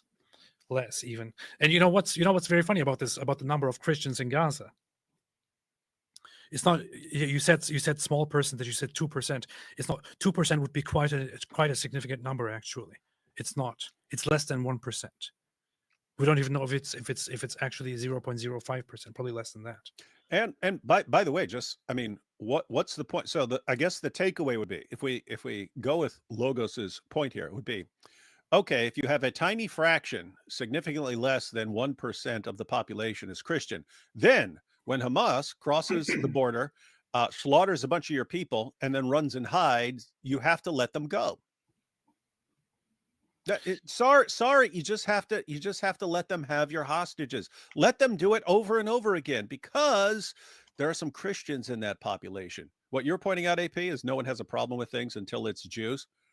Who would apply this reasoning anywhere else in the world? Who would say, "Hey, look, you've got Germany trying to take over Europe. Should we do anything about it?" No, because there are some Christians there. You can't do anything again. You just have to let him go. Freaking idiots, man. I'm going to tell you more facts. The biggest idiots on the planet are gropers. I'm going to tell you more facts, Logos, here. The Christian population in Gaza before the war was estimated to be 1,000 or less. The Christian population in Gaza in 1990, before that, was around 5,000. 5,000. So the Jews are killing them all. Over 3 decades, the number of Christians went down from 5,000 to 1,000 or less. Meanwhile, at the same time, the general population of Gaza tripled. Weird. As the population of Gaza increases, the number of Christians decreases. Weird. Huh. It's because of the Jews. The population in Gaza went up significantly. It exploded, which is very common in Islamic societies. Take that as you wish. But the Christian population dwindled, went down, and is all pretty much non-extinct, except for a few communities that for some reason decided to stay behind. Meanwhile, in Israel, you were right about 2%. Israel actually has a number of has a Christian population of around 2%. And you know what? The Christian population in Israel is growing rapidly. The Christian population in Israel is actually growing. More than 85% say that they are happy. It's a thriving community. Those in Gaza are not growing. They're shrinking because they are not really wanted. And you seriously come here and tell me, oh, there's also Christians there. It's not just about Muslims. Please shut up. You don't know anything about this conflict. But that's what I heard from Nick Fuentes. I have to go with it because I'm a mindless moron. You want to come here and have strong opinions about everything. This is not about Muslims and Christians. You are being respect for you, AP. you are being sold lies by Muslim propagandists about Israel, and you just accept it and run with it because you are stupid. You are absolutely. It's amazing to me. I mean, there are some people who are genuinely not, neo-Nazi gropers and Nick Fuentes fans, and who also switched over lately and are like, "Oh no, what Israel is doing is indefensible. I can't support Israel. Worst thing ever." Really, man? Really? Some people that I even had some respect for, and thought that they see things the right way in the world geopolitically. Some people really went from opposing jihad and opposing Islamic ideas and influence and all that to buying and believing the Islamic idea that Israel is the greatest evil in the world. People who really fell for that make me sad. It's ridiculous. It's dumb that some people actually fall for it. It's quite sad. And the thing is, all of that is part of buying Islamic propaganda. The same people will be lenient with Islam encroaching more and more in Europe and in the West. So therefore, I am not surprised that people like to talk online a lot about, oh no, we are strong, we are proud, we're Western, we're Christian, we are Western, we are quiet, we're strong, we're this and that. We are not going to allow Islam to take over. You are buying Islamic propaganda very, very easily. You think you think I want to believe you that you will prevent Islam from taking over in the West? No, I can't. You're too stupid, guys. You're Oh, the Jews, the freaking Islamists are taking over your schools. They are in your colleges. They have Qatar-funded, Arab-funded institutes in the most highly valued universities. They are running your campaigns. They are deciding what goes and does not go on your screens. They are making laws about their religions and so on. And you're like, oh, the Jews, they're controlling everything. The Jews. Yeah, you continue worrying about the Jews. You continue worrying about the Jews like a bunch of imbeciles. Gosh.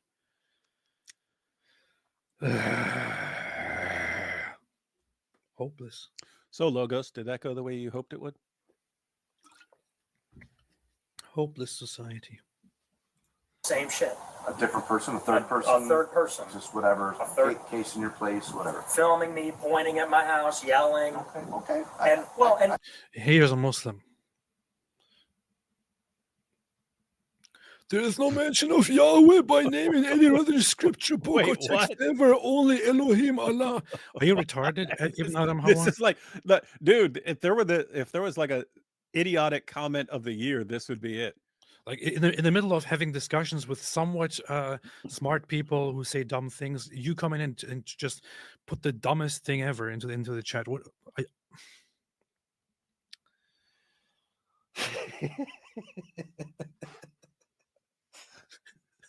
I almost feel like I want to start laughing maniacally about how crazy people are.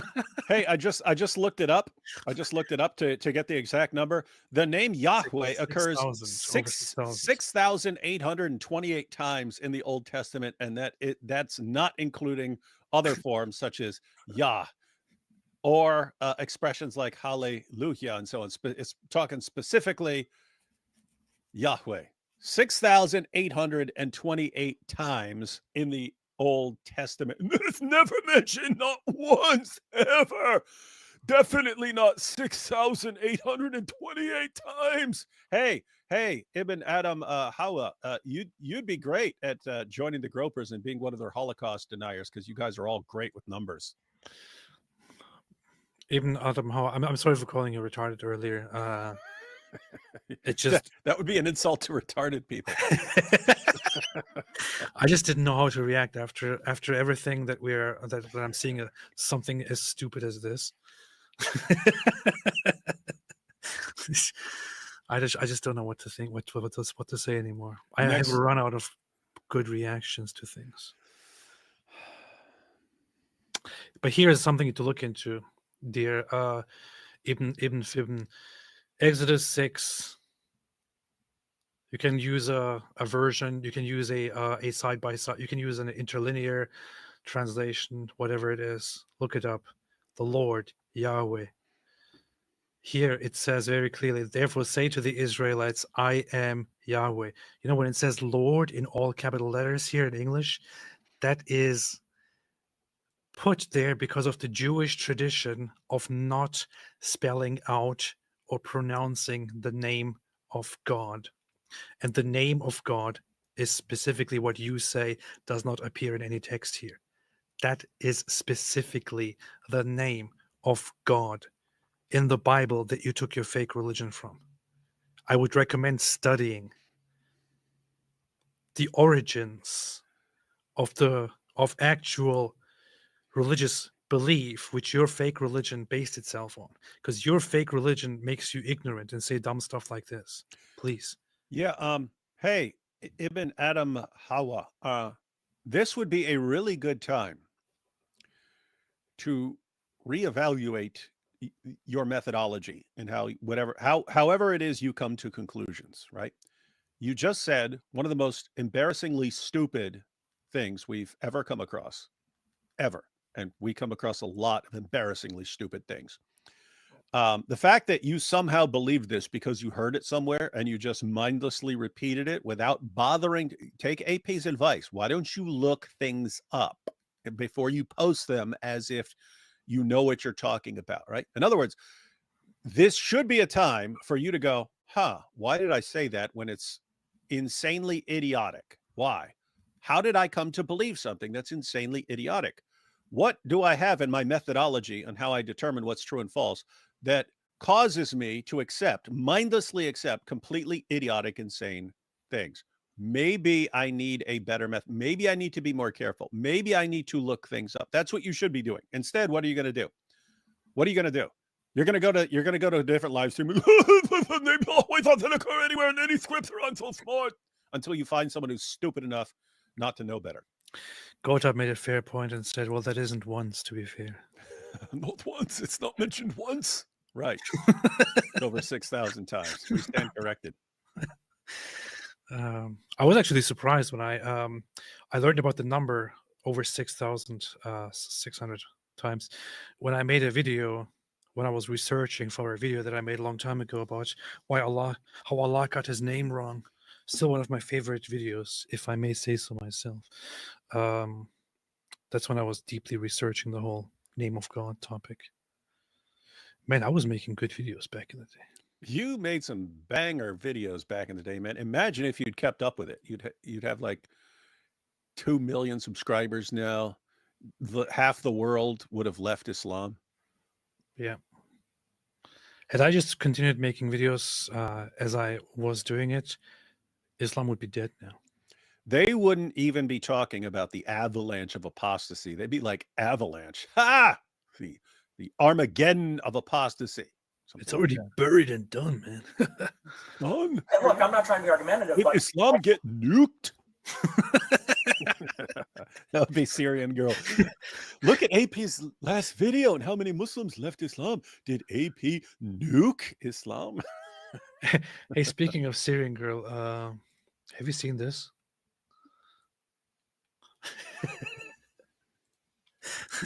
That's my boy.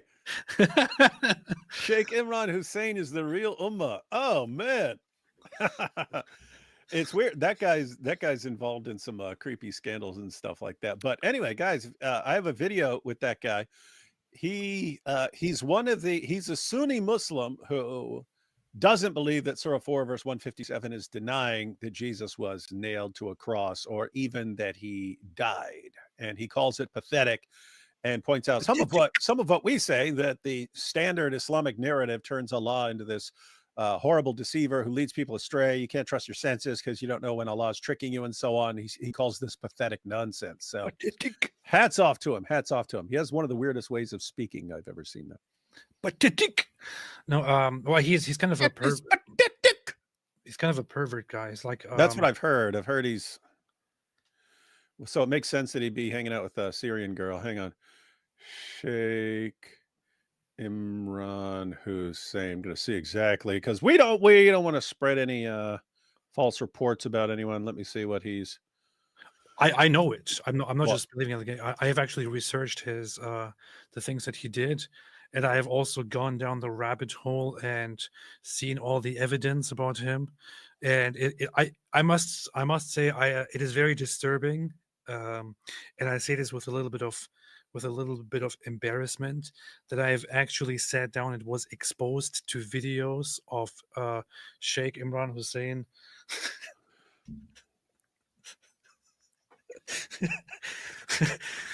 as an old man walking around naked while satisfying himself and being rude to his then wife or something, companion, and being abusive and so on. And it's kind of weird. And when all of this came out, he started crying and was like, and I must say that those people who sinfully and wrongfully exposed my private life and did not separate it from the public person that I am with everything I have done for the Ummah. Shame on them. If you have seen it, delete it. Pathetic. But the thing is, I get it. People have their problems. People have problems.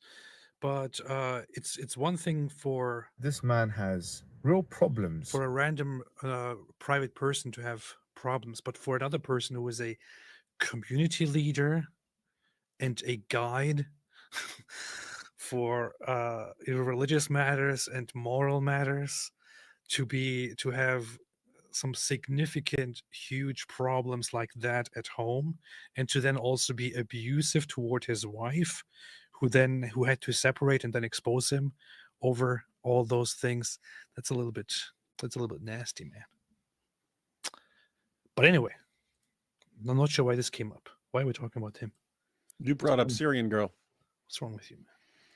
Oh, and they drove right by the car that I was I driving. can't answer for that. And I'm not asking you, But what I you would give me say, this advice. That's what I but did. what I would say is continue to call. Hopefully, a better internet. Okay, I don't care anymore. This guy is an imbecile too. And Yeah, it does suck, and that I mean, you could see both perspectives here. He's like, there's this woman at my door. Let me call the cops. And then if you're the cops and you have to deal with stuff, okay, this guy's calling and saying this woman is knocking on his door. Okay, we got 7 murders we got to deal with, and this guy says a woman's knocking at his door. Not exactly the biggest priority. Somebody's knocking at your door. Do you know that song, David? No. You don't know that song? That's a Christian song, man. Oh, When I okay. was Okay, so I guess I just know every Christian song ever because I'm a Christian. Of course, you're supposed to know every Christian song, man. When I was a child, when I was in Germany in school, you thought like a child. When I started 5th grade, we started singing in music classes. We started singing English songs, and for some reason, the primary thing that the teacher went for was religious Christian songs. I don't know if this is something that you guys do in America, where you have this strictly secular environment in schools. It's not quite like that in Germany. It wasn't like that in elementary school. Kids would still sing like regular Christmas songs, Away in a Manger and stuff like that. Yeah. Songs that were clearly about Jesus. That was a thing back then. I don't know if that's changed. But yeah, we would sing different songs, and one of those songs that I learned then was about somebody's knocking at your door. Oh, sinner, why don't you answer? Somebody's knocking at your door. Something like that. It's funny. Anyway, Islam would be the most hilarious joke ever if it weren't for all the death, destruction, suffering, and misery it caused. It is still funny. It's called dark humor, man. Yeah, you gotta it wouldn't be dark humor if there wasn't all the death and destruction, but because there's death and destruction and misery and so on, then it's dark humor. It's funny because it's death and destruction and so on. Coffee house dialogue. Wow, the traitor pays enough money for 4 to 10 good R-15 rifles as the consequences of his pro-Islamist actions sink in. Let him delete there. I don't know.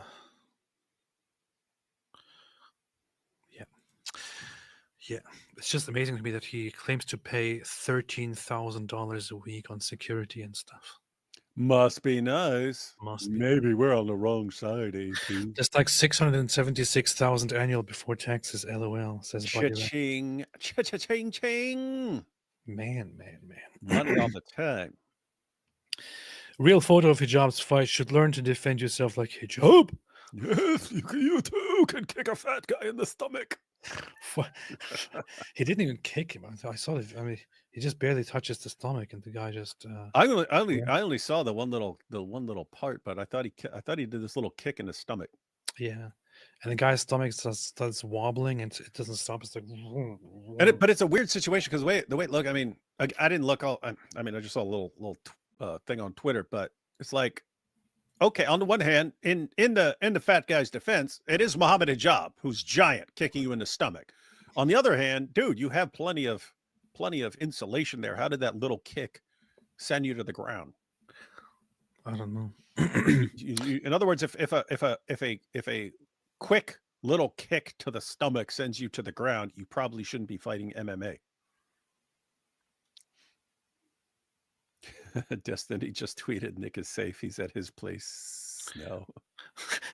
The funny thing is, I can't tell at this point if Black Angel is just making this up or if this actually happened. Yeah, we don't know what to believe. We don't know what to believe or what to think is fake anymore. This sounds like something that the Destiny would make a joke about. So Destiny's like, hey, Nick, I'm here to help. Nick's like, first of all, come down this alley. We want to go to my backyard. I don't want anyone seeing from the street what's going on here. Oh man. Let's see. Advanced Christmas greetings, joy, peace to all. Yes, thank you. Happy Merry Christmas. I'm seriously just hoping because it's Christmas. We got Hanukkah. It's one of those instances where you just don't want any jihadis getting the idea to go massacre a bunch of people right now. It's one of those times where Hanukkah coincides with Christmas perfectly, aligns perfectly almost. Hanukkah's coming up, and of course we're gonna have some really, really nice conversations again about Jews. Why? You see what the Jews are doing? They're trying to take over Christmas by putting Hanukkah on the same day as Christmas. You see, they're oppressing you. Nick Fuentes was right. It's funny because I normally wouldn't tweet something like this, but I'm not sure if you saw it. But the other day I posted about Hanukkah just very briefly, just because I saw a bunch of gropers and others going crazy about Jewish stuff and Hanukkah stuff. Without even saying anything about it. I just merely tweeted a simple fact. That's funny. I didn't see that. All I did was Jesus celebrated Hanukkah.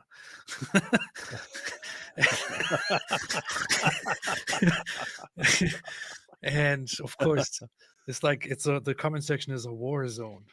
And I didn't even say anything, man. All I did was state a fact. That's all I did. Then you put the menorah up there with a big star of David.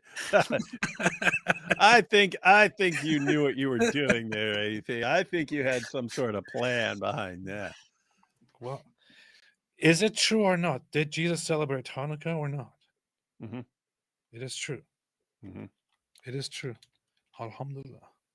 In fact, it's one of those very significant occasions in the Gospels. Yep, it's John 10. That is John 10. Yep. Feast there it's called the Feast of Dedication, but that's what it is. Dedication means dedication is Hanukkah, so it directly references Hanukkah, and it also depicts him as in the temple. So then came the festival of dedication. Dedication means Hanukkah, It even says here that is Hanukkah. Hanukkah is At Jerusalem. festival of lights. It was winter, and Jesus was in the temple courts walking in Solomon's colonnade. See, he knew it was Christmas. It's winter, it was Christmas. Solomon's colonnade is part of the temple. He was clearly there. The Jews who were there gathered around him, saying, "How long will you keep us in suspense? If you are the Messiah, tell us plainly," and so on. So this is a significant section of the story of Jesus, and it directly depicts him as partaking in Hanukkah. But just because I said this, it's like I started a war, and it's kind of funny. It just shows how these people have big problems with Jews while claiming to be Christians. This man has real problems. Trans is a gray area. Some Mexican allegedly. Draw your own conclusion. Trans porn is a gray area. That's what he said. That's funny. Deyon said we must use groper standards against them. Therefore, this is an inside job until falsified. Even after falsified, I will continue to stupidly insist that it's an inside job, despite all evidence. I'm just asking questions after all. That's what I did. When people started telling me that he was attacked by somebody, I said, "That's what you are told." I'm not sure if that's true. Yeah, I mean, think about it. We got this guy, and he's saying that all these people are coming to his house all day long. He can't even sleep. All day long for days, he can't even sleep. And they're simultaneously sending him all these messages threatening to grape him. I mean, think. Okay, if we're baking cookies, how many cookies could you bake in one day? I mean, how many? I mean, how many batches of cookies can you? Is it even believable? Is it even conceivable that all these people are coming to his house and sending him messages all day long? No, it's just a little ridiculous. I mean, come on, do the math. Think about the cookies. This is nonsense. That's how they act. And then, Oh my goodness, this is airtight logic. Who can refute it? Nick Fuentes, by the way, who also in the past harassed Ben Shapiro while his own community was attacking Ben Shapiro and harassing his family, he publicly went up to Ben Shapiro's family and started shouting at him and so on. It's on camera. Look it up. It's all hypocrisy all the time. And Waco Fuentes is infamous because of his own toxic behavior. It's just the consequences. I don't think it's funny, though. Maybe it will wake him up. No, I don't think it's funny that he's being attacked at all. Yeah, I don't think it's funny that he's doxxed and so on, that some lunatic showed up at his house. I think it's funny that like legitimately hilarious that that a known white supremacist, the moment people say, "Are you a white supremacist?" What? A Mexican? That's crazy. A Mexican, eh? Hey, Vato, don't you see me, man? I'm Mexican, eh? I think that is legitimately, absolutely hilarious. So there's something bad, but there's a bunch of hilarious stuff that's connected to it. So we will laugh at this hilarious stuff. But you are correct. Maybe it will wake him up, right? Yes, maybe what you hope is that the next time someone, and it's going to be somewhat inevitable, he won't be able to just mock someone for being doxxed anymore. He won't be able to mock someone for saying that she's being threatened with rape anymore. I mean, he could do it. He will instantly be called on it. Wait a minute. Here's a video of you ready to break down in tears over it, Nick. So things will change, and you hope he will learn. Alhamdulillah. Just look at these. This is a whole different genre of human beings. Whites have been criticized on slavery for decades. No one will forget what Jews have done. What? Like, I made a post, things Candace has done since October 7 to criticize Israel, justified Nazi book burnings, disputed the inhuman Nazi medical experiments, downplayed the Holocaust, claimed allies were worse. Oh, and then there's also the anti-Israel, anti-Jew stuff, of course. And you have, of course, gropers turning up and saying things like these. I guess what this guy is saying here is that the Jews were the ones who did slavery. That's one of those stupid conspiracy theories. They actually based that on always the same screenshot. You can find it when you look it up. That it was actually the Jews were the majority of slave owners in the South in America. The Jews were the slave owners. It's like somebody made a note and even pointed out on the note itself that this is not true, but they will always take that note without looking at the details, without pointing at the fact that it actually says there right there that this is not true. So look, this is evidence that most slave owners were Jews. Wait, so you're saying that gropers have the same basic reading comprehension ability as like the Daniel Hikikachu crowd? Yes, pretty much. It's very it gets I know it sounds very absurd the way I just said it. You could even say, wait, what are you talking about? That doesn't make any sense. It really is that absurd. It really is that stupid. It really is that ridiculously stupid. I'm serious. Sit down in your free time and look up the conspiracy theory that Jews were that slave owners were Jews. It is all based on a clear misreading, misunderstanding, or deliberate misinterpretation of a text, but it's just incredibly stupid. Like, at least make it a little bit smart to misrepresent something deliberately to attack Jews. It's incredibly stupid. It's so dumb it doesn't even make sense. Where was she wrong? Where was she wrong? Soviets were worse than East Germany. I said earlier, it's not Soviets, you freaking idiot. People.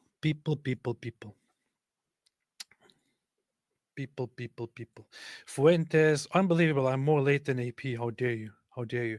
Hey, Daily Wire, new chair. Did you steal AP's money for his new computer? I hope you don't have physical problems. By the way, are you getting nerdy?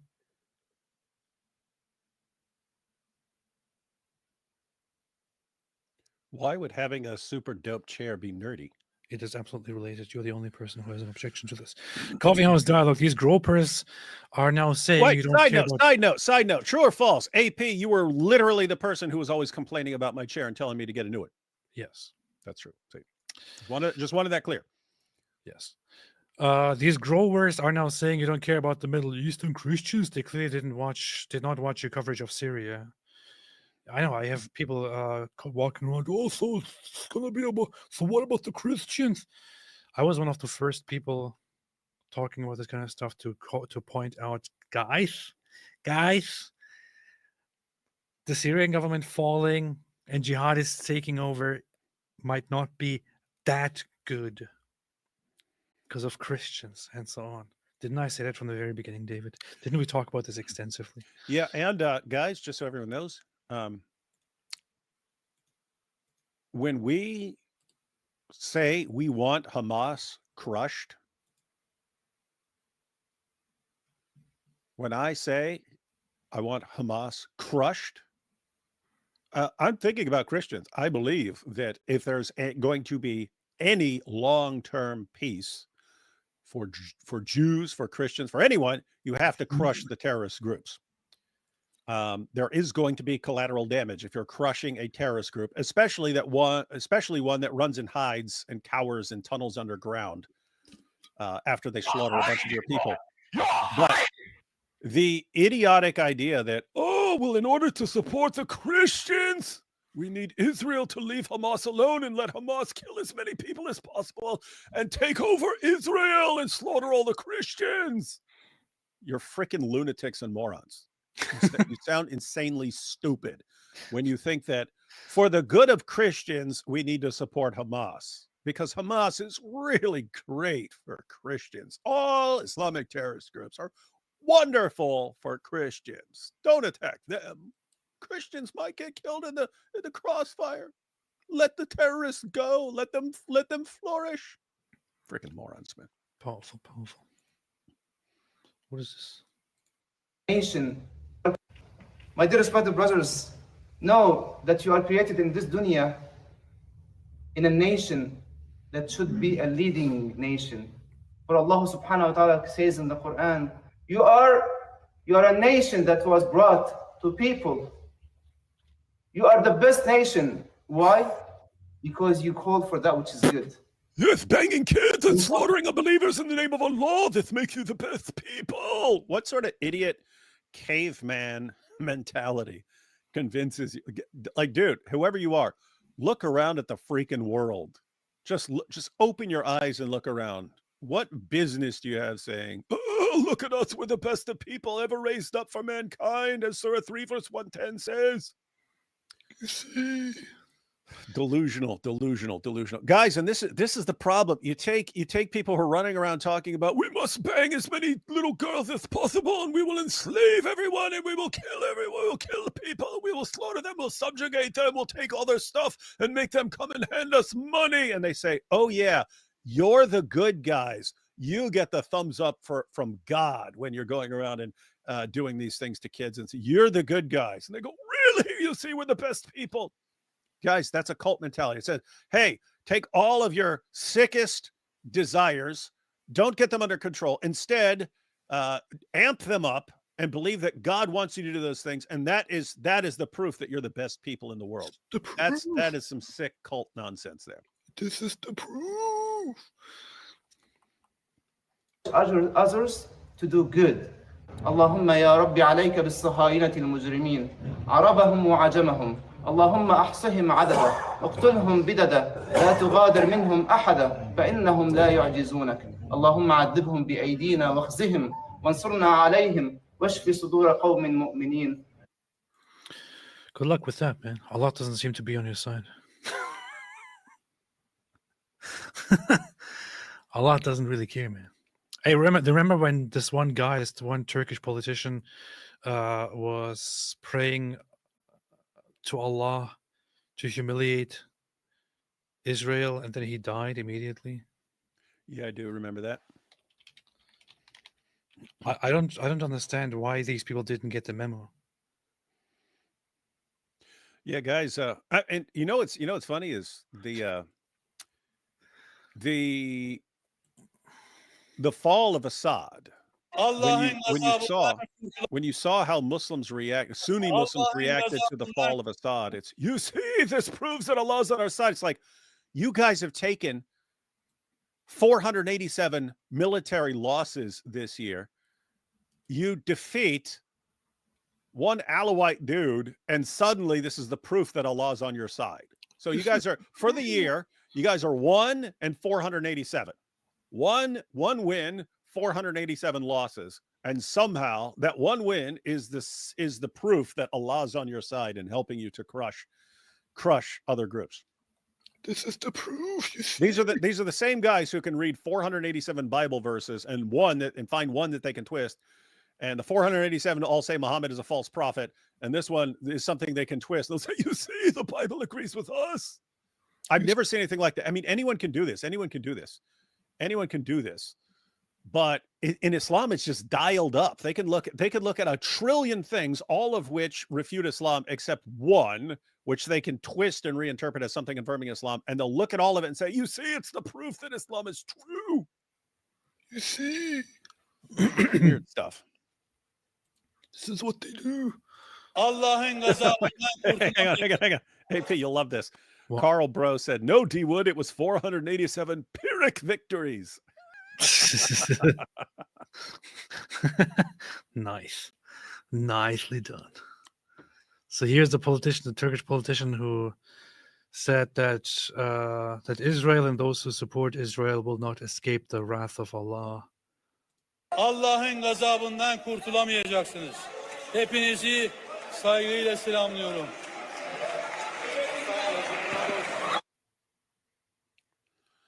Allah'ın gazabından kurtulamayacaksınız.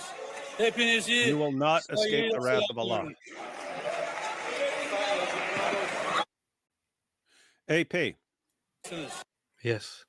If that had happened, and by the way, Phil, wait, hold on a second. By the way, this guy was taken to the hospital and he died that night, that day, which is sad. And it's similar to the situation with Nick Fuentes, in that you don't want people to just be dropping dead and so on. However, given the person, not something anyone's going to feel bad about. No, I mean, honestly, with Nick Fuentes, I don't feel bad at all. With this guy here, I don't know what this guy's legacy is and who this guy is. Random person having strong opinions about Israel.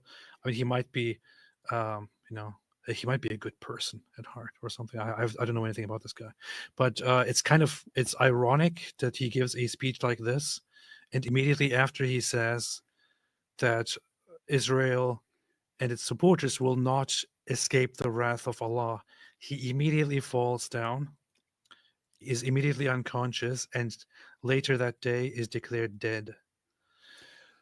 So, AP, Muslims don't take, you've pointed out, Muslims don't take this as any sort of sign or any sort of warning. But if, let's say, Benjamin Netanyahu were giving a speech on how YahWeh is going to be on his side in destroying Hamas, and then at the very end of his speech, Netanyahu fell over and dropped dead, would we, at any point for the rest of our lives, stop hearing about that as the proof that Islam is true? Nope. That would be their go-to argument forever. Forever. It would be their number one argument forever. This is connected to what I just said. They can look at anything. They will only pick out things that somehow can be construed as confirming their position. A trillion things could happen that refute Islam, and they would not pay the slightest heed to it. Somehow Islam programs people to think like this. Yep. And I will make it even better, just comparable to this. If Netanyahu gave a speech and he said at the end of his speech, and God is with us, and then he immediately fell down and died as a result of that, we would never, ever stop hearing the end of it. How this is a divine message. But here, I'm not the one saying this is a message, but if you want to take these such things as messages, here is your message, man. Here is your message. Here is your message. Allah'ın gazabından kurtulamayacaksınız. Hepinizi saygıyla selamlıyorum.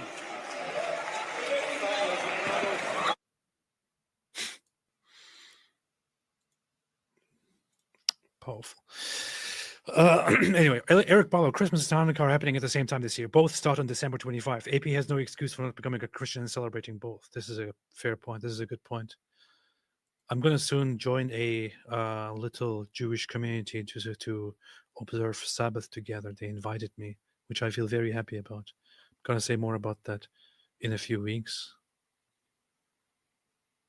Inshallah. Go top, Mexicans can't be white supremacists. They're not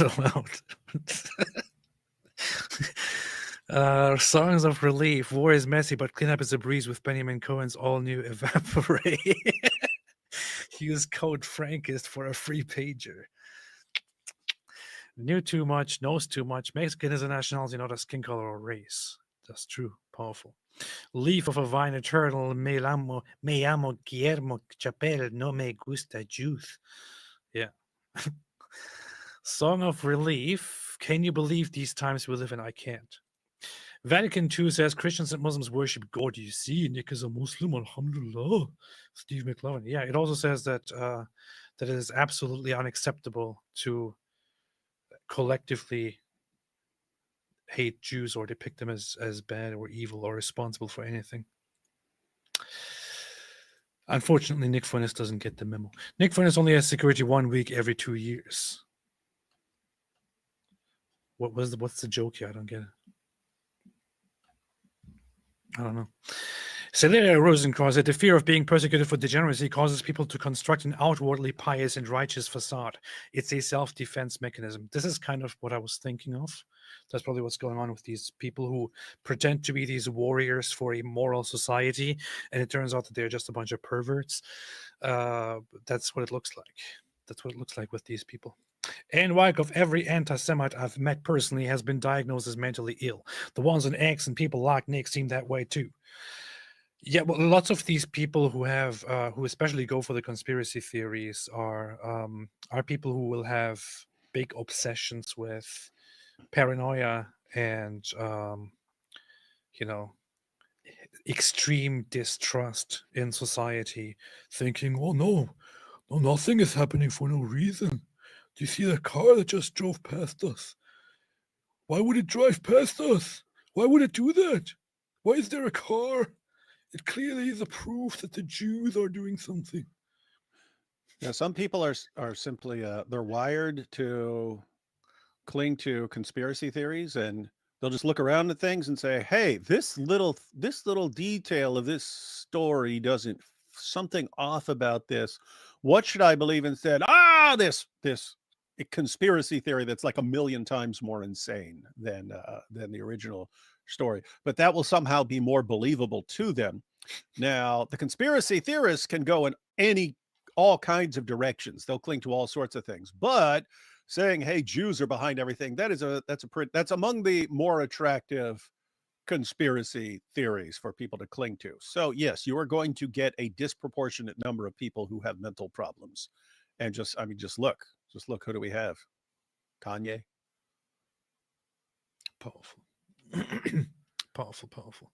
Thank you. Nick, is that Dihya Al-Kalbi going inside your room every night? No, it's my private bodyguard. I have a private bodyguard who comes over every night to guard my body in my room. He lays on top of me and guards my body. But he's just here for security purposes. He's here to secure my. David Wood looks now like King Dizzle with his chair, or like a James Bond villain. When will you join him, AP? Or are you the Mossad who tries to take him out? Yeah, when I grabbed this thing, I wasn't thinking. I was just thinking, okay, big chair. I wasn't thinking people are going to see. Now that I see it and it's just dark, I should have got like some gold thing or something. Wouldn't that have been cooler? About sitting on like this big gold chair. Yes. You know what's funny? I'm looking through my bookmarks right now. This is one of the funniest things. Could you imagine if the Nazis bombed all the homes of the people they suspected were hiding Jews? Nazi Germany did have laws on the books that anybody in the general governorate of the occupied Polish region could be punished by death for aiding Jews in hiding. The punishment was enforced many times. Don't be an idiot. Don't be an idiot. Don't be stupid. Don't be stupid. Don't be. This is very funny. Wait a minute. The entire thread. It's an entire thread that is all community noted here. Wow. Did she get community noted on everything? That's got to be a record, man. What? Man. Did they bomb them? Community noted, yes.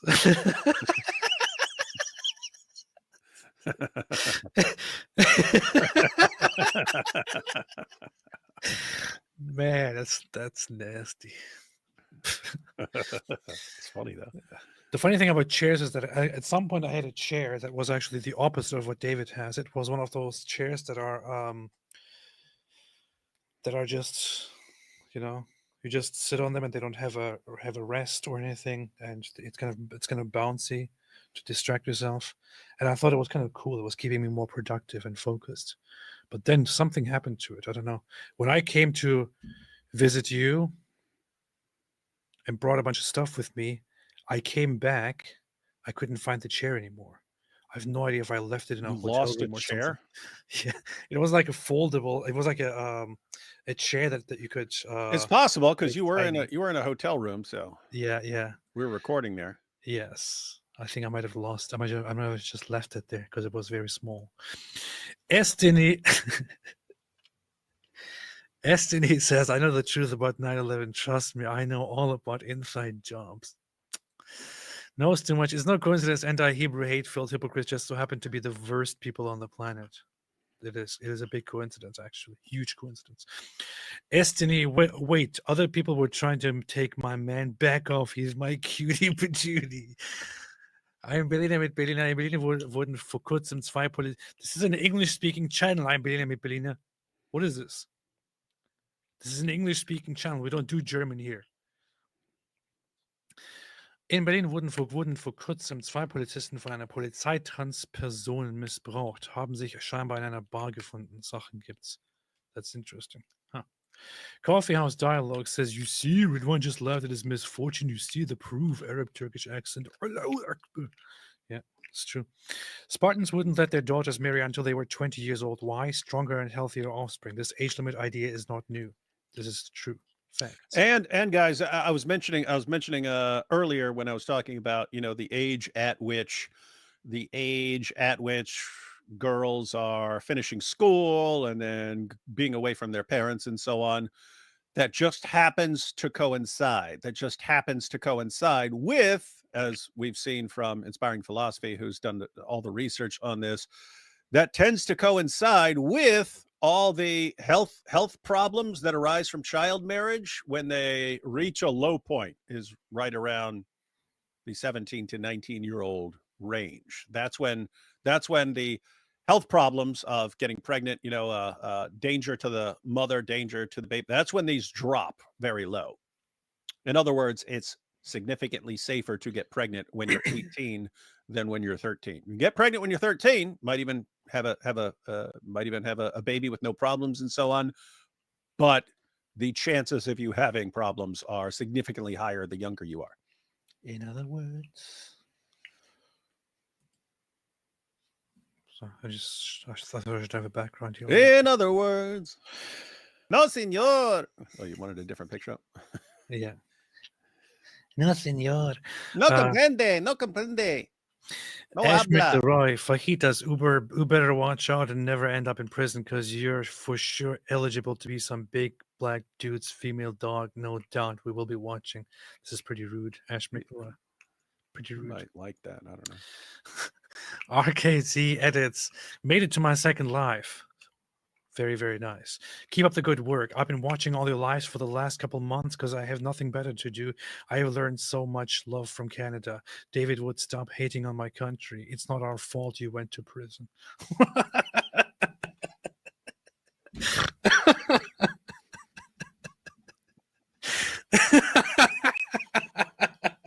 What are you laughing at? See, this is why I don't like your country. Produces people like you who just randomly attack me.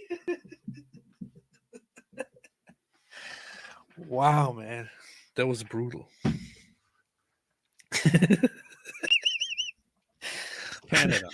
Canada. If estrogen were a country, it would be Canada. RKZ edits. That was a solid burn. It was good though, wasn't it? No. Okay, fine. I'm being persecuted, everyone. You see, I believe that no one should ever make fun of me. You see, I'm gonna call the cops on this one. Alhamdulillah. It's funny. Cam says, heard it. I just want to point out for everyone, I don't think it's okay to make fun of people like this. And I would suggest not doing that. But the people. Cam heard it here first. Nick is going to convert to Islam because AP is going to be the next Pope, inshallah. This is true. Alhamdulillah. Based Autistic, David Wood saw your vid with livestream with Cam. Thank you guys so much for the prayers for my dad. He had 99% blockage in 2 arteries and needed 2 stents, but he's fine now. Honestly, you guys have a pretty freaking cool fan base community. That's true. We do. Not AP so much, but yeah, me and Cam, yeah. I think my community is the best in the world, I have to say personally. You're the best community ever raised up for mankind by chance. My community is the best of creatures, while all the others are the worst of creatures. Hey, hold up. I'm going to put a random comment up. I just glanced over and saw this. David, did you try to kill your father with a hammer?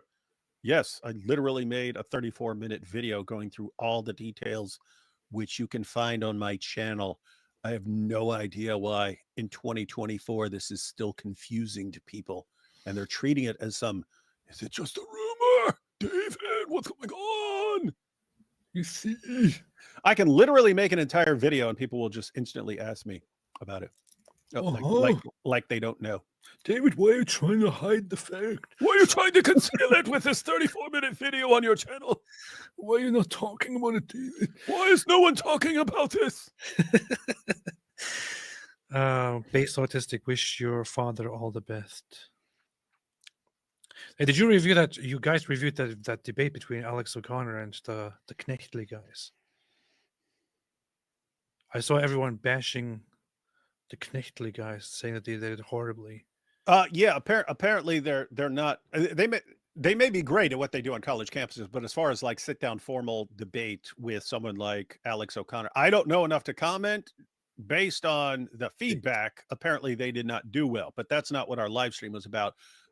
Cam's position was that Alex is using arguments that he knows are flawed, and he's pretending they're not because he thinks he has weak opponents. And so that was basically Cam's problem. He's saying he knows there are answers to this stuff, and he's bringing it up because he don't think these guys can answer. So that was kind of the issue. So Cam was basically saying, I was disappointed. I think that Alex, by this point, since he's been through this, he should be using better arguments. So that was the basic position. Interesting. Nick, totally a Dawa guy, secret gay lover, hates the Jews, and is totally nerd who loves Star Trek. Alhamdulillah. Rusty Sawblade, AP, can you play the shofar in a Hong Kong accent? I could try, but I don't think that Hong Kong would go into the shofar. Why are you laughing? I'm not. Okay. Coffee House. I'm thinking about something else and grinning about something else. Nick, Coffee House dialogue. Nick slept with his black girlfriend, or at least a black woman. As he never had a girlfriend. That's him trying to be cool on Fresh and Fit. Come on. Wait a minute. He slept with this. He didn't have a girlfriend. What are you talking about? He's never had a girlfriend. He's never had a let alone a black girlfriend.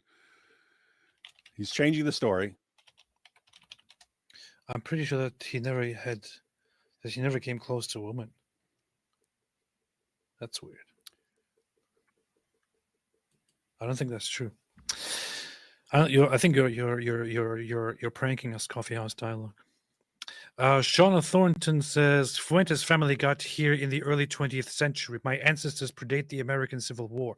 So I don't know why this Catholic colonizer is here. I'm proving a point. I love Catholics. I do too. Alhamdulillah. Alhamdulillah.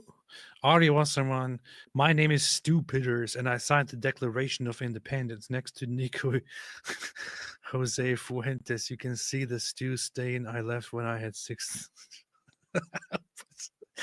Estini, when I met up with Nick, I said I spell me with a D. He responded, there is no D in me. I replied, yeah, not yet. Ash McElroy, wow, David really gave his logos guy his word. That's true. I have a lot of respect for you too. I have a lot. I have al-Uzza respect. This guy's closer to spelling a lot correctly than the groper was. You see, Jews are better at spelling than gropers. You know what makes me really sick about people who comment act like Nick Fuentes is a Christian, good Christian, and you're not. Why? How can you not support him and stuff? I have never heard somebody talk like this, especially as a Catholic. And I'm sorry for demonstrating this right now, but I'm trying to make a point here about Nick Fuentes, right? So, young equals better. Okay, I'm with the Bible on this one, on God. You know what I expect? A fertile womb. A fertile womb and a sort of innocent, childlike spirit. When the Holy Spirit, selected Mary, did the Holy Spirit go, let's look for a mature woman that I have something in common with? Or did the Holy Spirit go and say, how old was the Virgin Mary? I think she was like Well, she wasn't 18. I'll say that much. Well, on what basis? On what basis, Nick? That was actually the average. That was around the average age of first marriage at the time. IP has shown that. I think he said it's even around 20 was the average age of first marriage for women back then. But anyway, think about this stupidity. You're pointing out like how he sounds blasphemous when he talks like that. But think about this: if you wanted to follow the reasoning, look at how things were in the Bible. How old was Sarah when she gave birth to Isaac?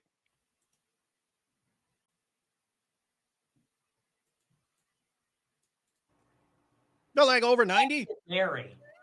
Did the Holy Spirit go, let's look for a mature woman that I have something in common with? Did a person of the Trinity go around and say, I need to find one of those mature women that is smart and has common interests and things in common with me? Or did the Holy Spirit go and say, I need to... How old was the Virgin Mary? I think she was like, well, she wasn't 18. I'll say that much. Certainly wasn't 18.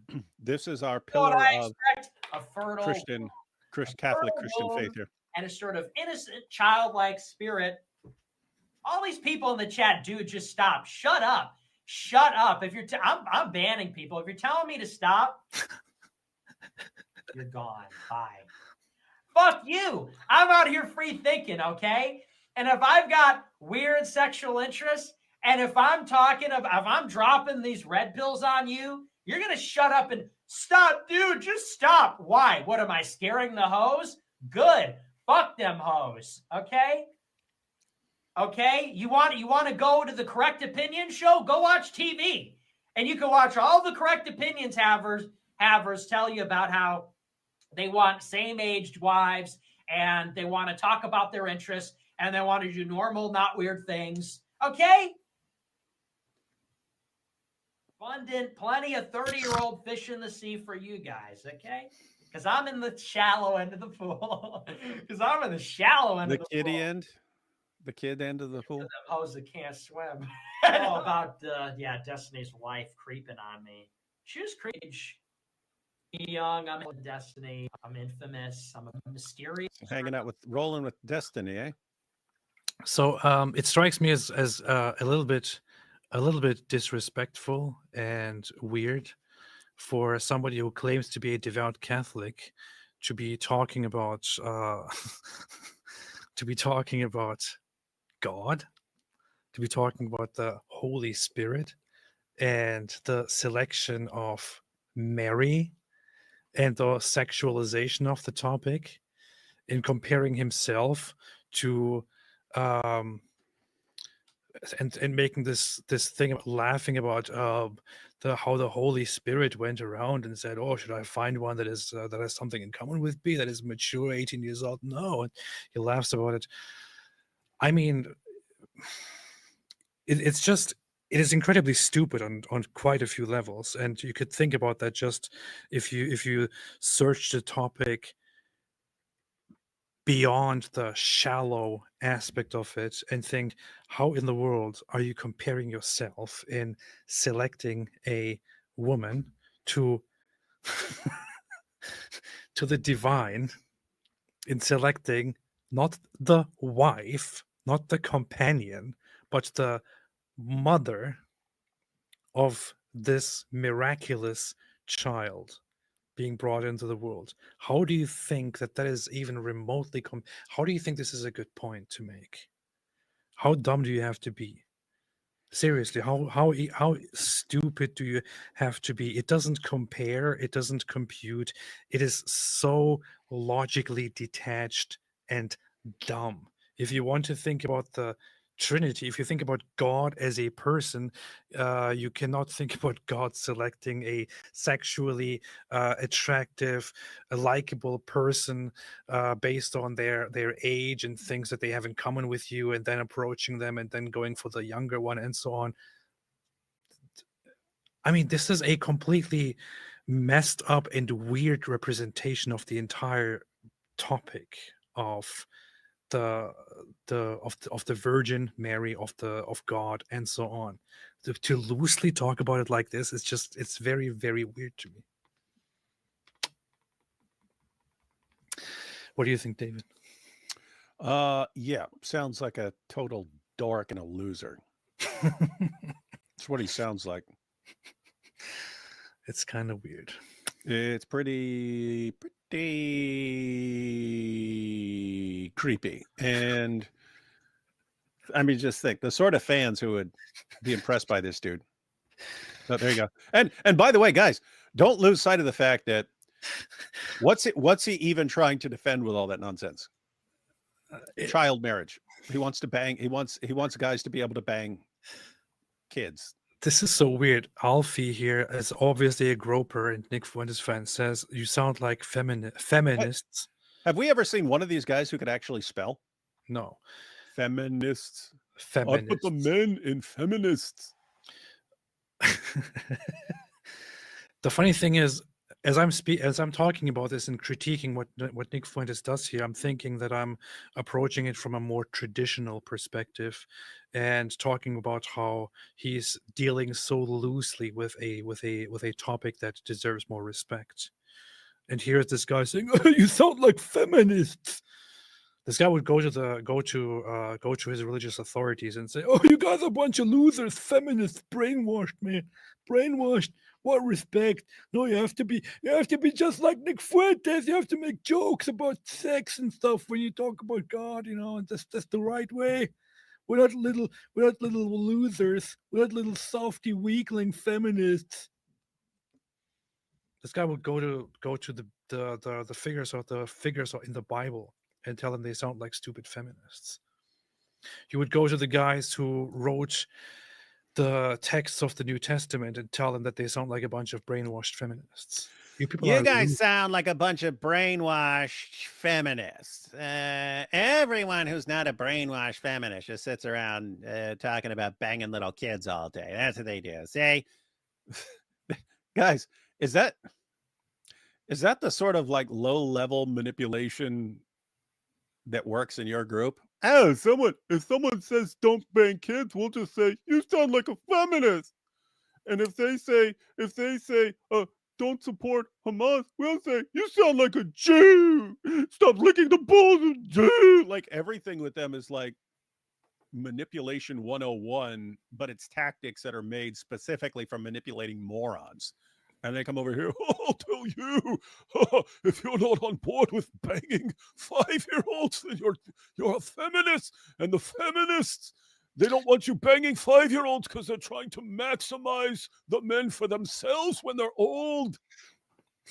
Look, Alfie, obviously the topic here is not about us having an objection with marrying women under the age of 18. That's not the point here. That's not what this is about. That's not what this is about. In fact, I would agree with you. Stupid? Are you stupid, Alfie? Are you stupid? That's not a real question. He's talking about him using the Holy Spirit and sexualizing the Holy Spirit as if the Holy Spirit was going around picking a future wife and said, "You know what I want? I want this young girl." Oh, really? How old was she? Oh, we have no record of how old Mary was. If you wanted to base anything, if you wanted to make a claim, you could say, okay, minimum age for marriage at that time in history would have been 12 and a half. And so you say, okay, well, maybe she was married right then. Wait a minute. If you go with average age of marriage at that time, you're talking 18, 19, or 20. So what are you going to go on? It's all speculation. But the idea that you're claiming that she was young just so you can defend marrying young girls when you have absolutely no basis for saying it, and then saying that the Holy Spirit's basically going around looking, okay, who am I going to impregnate here? And he's portraying the Holy Spirit that way. I'll make it very simple. It sounds like he is describing the Holy Spirit as if the Holy Spirit was at a bar looking for a good match and picking up girls. I like this. Yeah, that's how real men talk. If you don't talk like that, then you're basically a weakling feminist. This is what works in our community. You're sounding like a Jew. I'm serious. A Jewish feminist. You freaking gropers! You would literally, if Jesus was around, if Jesus came personally and started speaking the way he speaks in the Gospels, you would laugh and call him a loser and a feminist. If Saint Paul came and talked to you the way he talked, you would go out to him and say, "Look at this pathetic loser! Look at him, sounds like a feminist. I bet he votes for these little loser. I bet he's watching CNN." He's starting to sound like a Jew. This Paul is sounding like a Jew. Jesus, you're starting to sound like a Jew with all this. Seriously, I mean, these guys sound like a bunch of freaking 5-year-olds. Morons. And they Absolute spell morons. like a bunch of 5-year-olds. Look, I don't want to sit here Hey, and insult Alfie. people, Hey, but- Alfie. I challenge you to a spelling contest against my 6-year-old son. Oh man. Ari was someone I have a lot of respect for you too. I do too. Al-Uzza. Allahu Akbar. Al-Uzza Akbar. Let's fight about this. And Wyckoff, the gropers are a plague on X. How did they get to be so many crude Nazis overnight? In all honesty, while I have always been in favor of the whole free speech platform idea,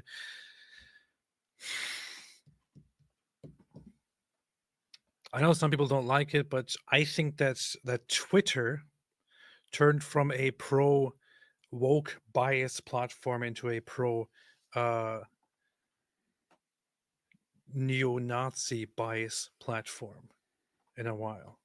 And I know some people are putting plenty of evidence together to specifically make that point, but I also have quite some screenshots to make that point. But every day nowadays, we're having people banned for simply making jokes on the pro-Israel side, for example, while you have people who literally have rape Jews in their usernames, and these are manually reviewed and no violations found, and things like that. It's getting really, really weird. This is not a free speech platform anymore. A free speech platform would be a platform that treats everyone equally, where everyone can say whatever they want.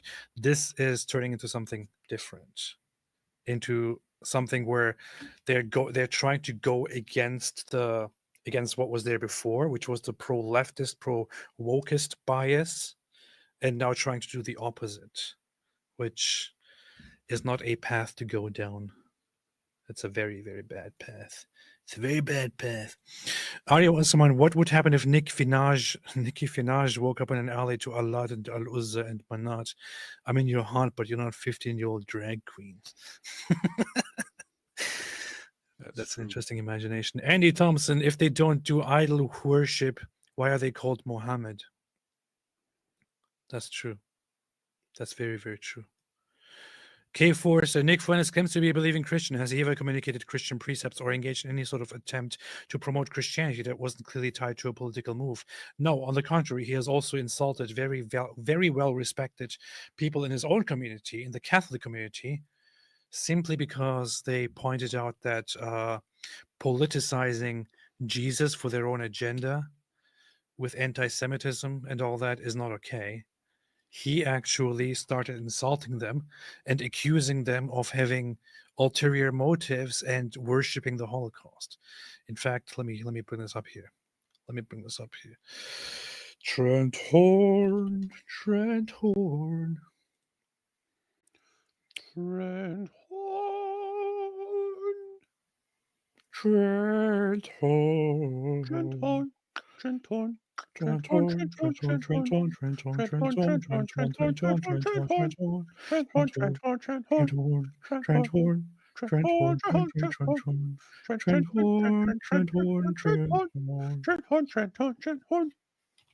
That went quite well.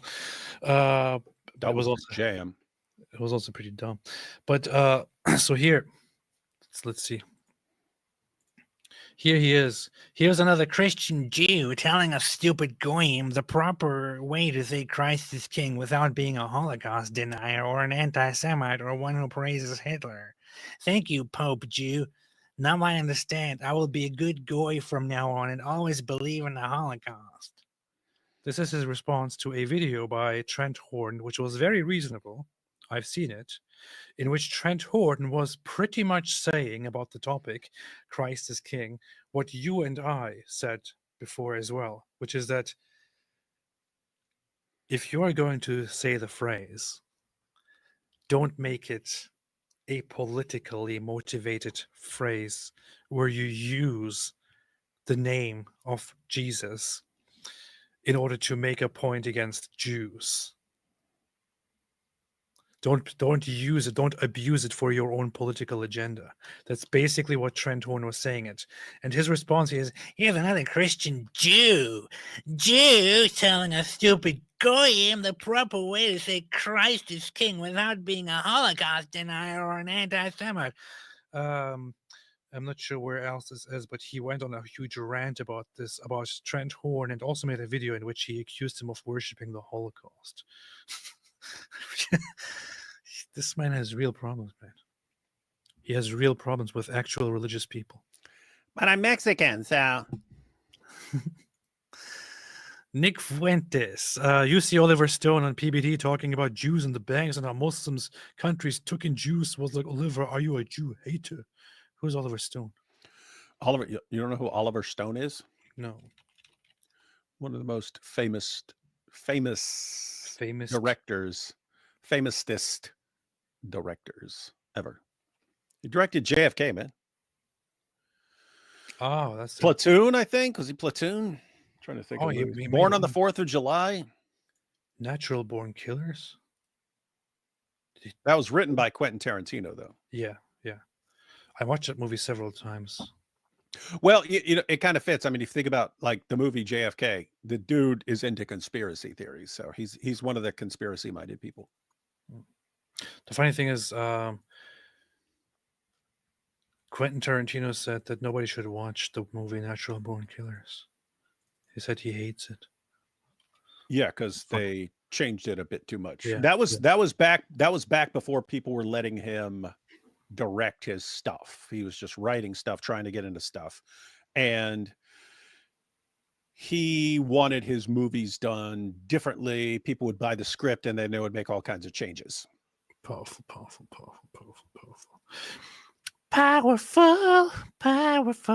In the name of Allah, the merciful, the compassionate, may peace be upon Nicki Minaj in his efforts toward his new single, Jab. Hey David, don't be too harsh with this Muslim, because we all know in Islam you count not like other people. 6-year-old Aisha is counted as a woman. This is true. That's true. So you can't get the numbers right. That's true. That's true. Leaf of a Vine Eternal. There is no mention of Allah by name in any religious scripture, book, or text ever, but there is mention of a man who raped a 6-year-old girl. Alhamdulillah. Partially true. No, that's a parody of the no YahWeh mentioned in earlier scriptures. No, it's true. David, not David, and Wyckoff, AP Police did AP nuke Islam video. Did AP just nuke Islam?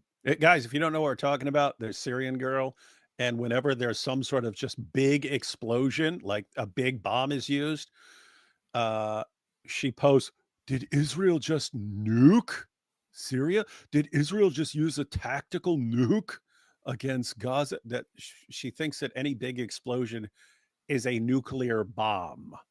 When she apparently has, and you know, it was funny when your boy Stupiders, when he said, did Israel just nuke Syria? Then a community note popped up and said, if an actual nuclear bomb were used, it would have resulted in radiation, would have been picked up by satellites, all kinds of things. This is not a nuclear bomb. Syrian girl complained and said, what? People can't even express their opinions? It's like, Syrian girl. Really? Yes. Yeah. Look, you can check it out. Check out Stupiders. Check out Stupiders tweet and the. Isn't that funny though? But I mean, I don't know what to do then. Like, okay, you have been corrected. They explained why your comment is insane and stupid, why it's stupid to think that any big explosion is a nuclear bomb. And you get upset about it and say, why are people allowed to correct us? Why are people allowed to correct an insane, idiotic comment? Like, oh, any big explosion is a nuclear bomb. And then a community note actually explains it. No, that's not a nuclear bomb. If it were, these would be the results. We don't have those results. It's not a nuclear bomb. And what? We can't even express our opinions on this platform? Hey, wait a minute. As we speak right now, there are breaking news about Kamala Harris. What Which about say it? that Kamala Harris had to abruptly cancel a trip. This happened earlier today. Yeah. Why is this interesting? That because she's returning to the White House because of Joe Biden possibly stepping down and her assuming the presidency. Wait, what? No, wait. Are you serious? Yeah, I'm serious. People were suggesting that. People were suggesting that after she lost the election, they were saying that Joe Biden should step down and let her take over. And let her take over just so she can officially be the first female president of the United States. Powerful, powerful. Yeah, Tesbot, it's depressing that so many people in the West are taken in by Islamic propaganda, and worse than that, Sadiq Khan to receive knighthood soon. There's no hope for the UK, man. Not sure why we're surprised by anything coming out of the UK. There's no hope for the UK. Correction, 9-year-old. To make up for my mistake, I will no longer use toilet paper to wipe, but rocks. Good. Good boy. Good boy. Good boy. Magnifico Giganticus said, Kenneth owns the mythology. No facts, just truth. Based. Any thoughts on James White being suspicious of the validity of October 7th? Who is James White? He's a Christian apologist, but is that the guy that you had a beef with?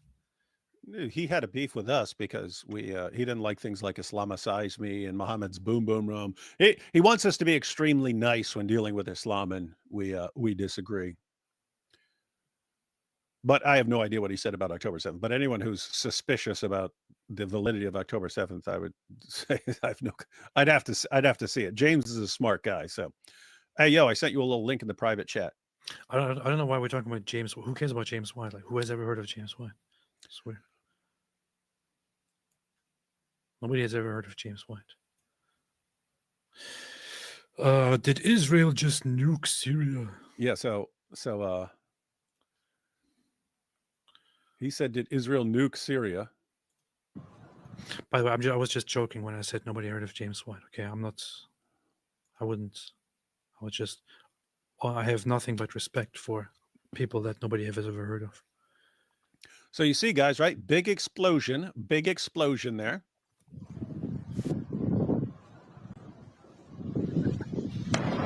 Wait a minute, they looked at this footage and said that's a nuclear bomb, yeah. And suggested that this is a nuclear bomb. Yeah, because it's a big explosion, so it must be a nuclear bomb, not just a big bomb. It's a nuclear bomb, must be, because it's big. So you got to check out his comment, check out the community post, the community note, and then check out Syrian girl's response. Did Israel just nuke Syria? Wait, how many likes are on there? 29,000 people. 29,000 likes from morons. And then average neo-Nazi brain.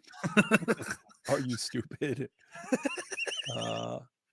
Where's Syrian girl? Does she have you blocked or something? Oh, there she is. Why is community notes allowed to highlight people's opinions? Wait, it's not here to highlight people's opinions. It's here to correct a stupid. And by the way, you know what? You know what's interesting, AP? The dude asked the question, hey, did they nuke Syria? No, that's not what a nuclear bomb does. And so they answered him, and then she is mad. What is community notes doing? Does not show a nuclear explosion which can be detected immediately by satellites and seismic detectors. It shows an ammunition depot in Tartus, Syria, filled with surface-to-surface missiles exploding from an Israeli airstrike.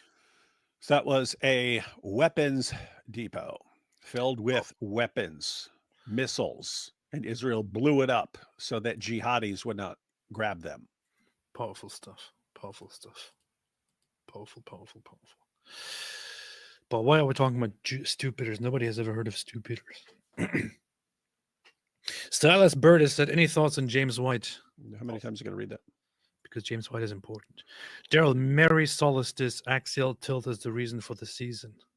That's not true. It's a blasphemy. GoTub AP, will you and the missus be celebrating Christmas on the 25th or January 7th? This is a good question. Interesting question. My wife goes very much with the very traditional Orthodox things nowadays. I don't know. Carol B, you think Nick regrets planting all those garlic trees around his house?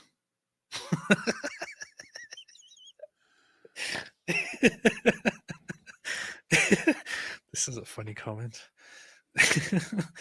This is an interesting combination of thoughts here. Juarez said, search Latino Zoomer, a Nick loyalist. Yikes. I have come across some people who call themselves dumb stuff like that. They have been creeping up in my comment section like cockroaches. By which I'm not saying cockroaches are bad. Just for clarification here.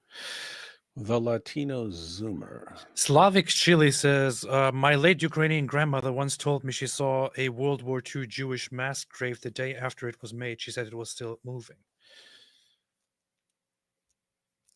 Oh, it's a lie. They spread this lie. Who knows? Who are we supposed to believe? Your Ukrainian grandmother or Nick Fuentes? How are we supposed to believe your Ukrainian grandmother? Many photos taken by multiple sides. Detailed records. Reports by the Nazis themselves. The actual trials where people were brought on trial for the people they killed and the things they did.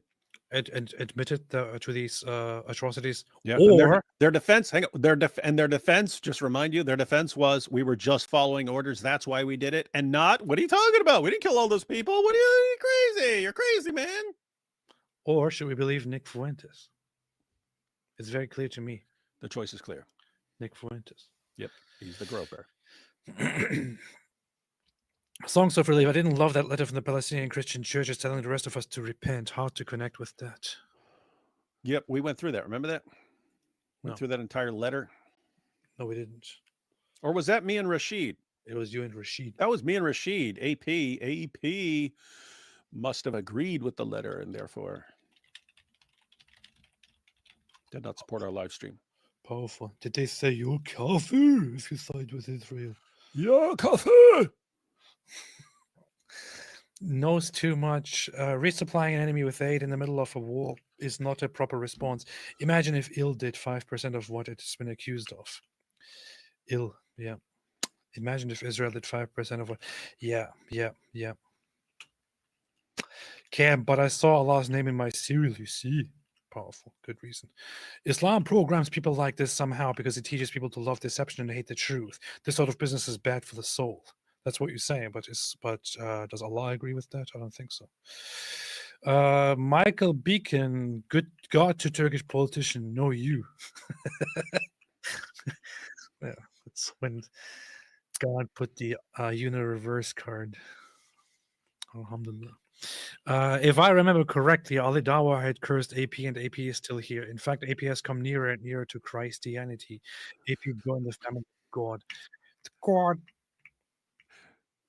There was the time he prayed. He and all his followers prayed for us to get diseases. I don't know if he's just talking about that curse. Well, there were two instances. There was one where he was encouraging his followers to pray that you and I get diseases and that we get cursed. And there was a time where he asked me to invoke Allah to curse me. Oh yeah, during your debate, and he tried a mubahala on you. Yes.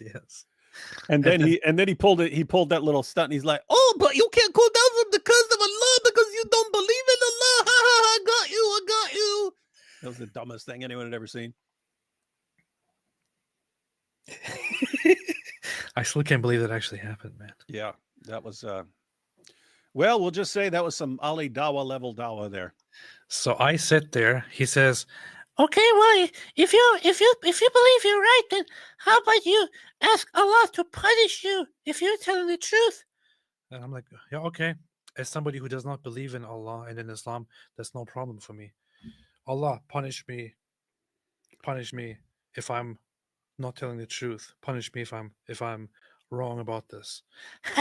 But how can you pray to Allah? Don't you know that you have to be a Muslim to pray to Allah? Got you. This shows that you were never a Muslim and you're ignorant. That was the dumbest attempt at logic that I have seen in my entire life. It's Ali Dawah level Dawah. That's it. It's exactly what you would expect from Ali Dawah. Ali Dawah. Yeah, Eli Shamoon said, "Love you both." Thank you so much, Eli Shamoon. Thank you. Yo, Eli. Thank you, Eli. Thank you so much. It is totally based. Thank you. I appreciate it very, very much. Made another super chat with $199.99. Thank you. Thank you. Tiger Hogan, I farted Palestine once. It just sat there like, interesting. That's interesting. Good grief, is he seriously Coffee House Dialogue, good grief, is he seriously implying God had sex with Mary? Burn the heretic. This isn't even about who's a hoot. Yeah, it's weird. The way you look at it, he either doesn't know how to form a logical thought to make his point, and I don't think that Nick Fuentes is a stupid person. I think he is an intelligent person. This is the problem. You have to, if guys, keep in mind, skilled manipulators, the sorts of people who can take demented, insane ramblings and turn them into a following that will send him $13,000 a week. That requires some intelligence. You have to be smart in order to pull that off. I don't think he's stupid. I think he's intelligent. But for him to sit there and make such a stupid argument about, but we think Stu Peters is stupid. It's literally in his name. But go ahead. He is very, very stupid, and I would know.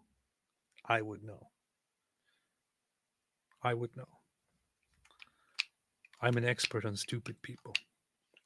As one from the community, I know my kind when I see her. And Wyckoff, Nick needs to get the Virgin Mary's name out of his disgusting mouth. Where is Will Smith when we need him? Slap that crap out. Celeria Rosencroft, Fuentes acts like shooting his own foot's a sport. Yeah, that's what he does. Get my lord's mother's name out of your effing mouth. Artie wants on Nicki Minaj's favorite pickup line. Coochie coochie coo. And if you have a problem with me banging little toddlers, then you're basically a Jew feminist. You're a feminist. You've been indoctrinated by the feminists, and the feminists are just running the scam to increase the market value of old women. That's what it's all about. God was in on it. God himself was in on it, if that's true.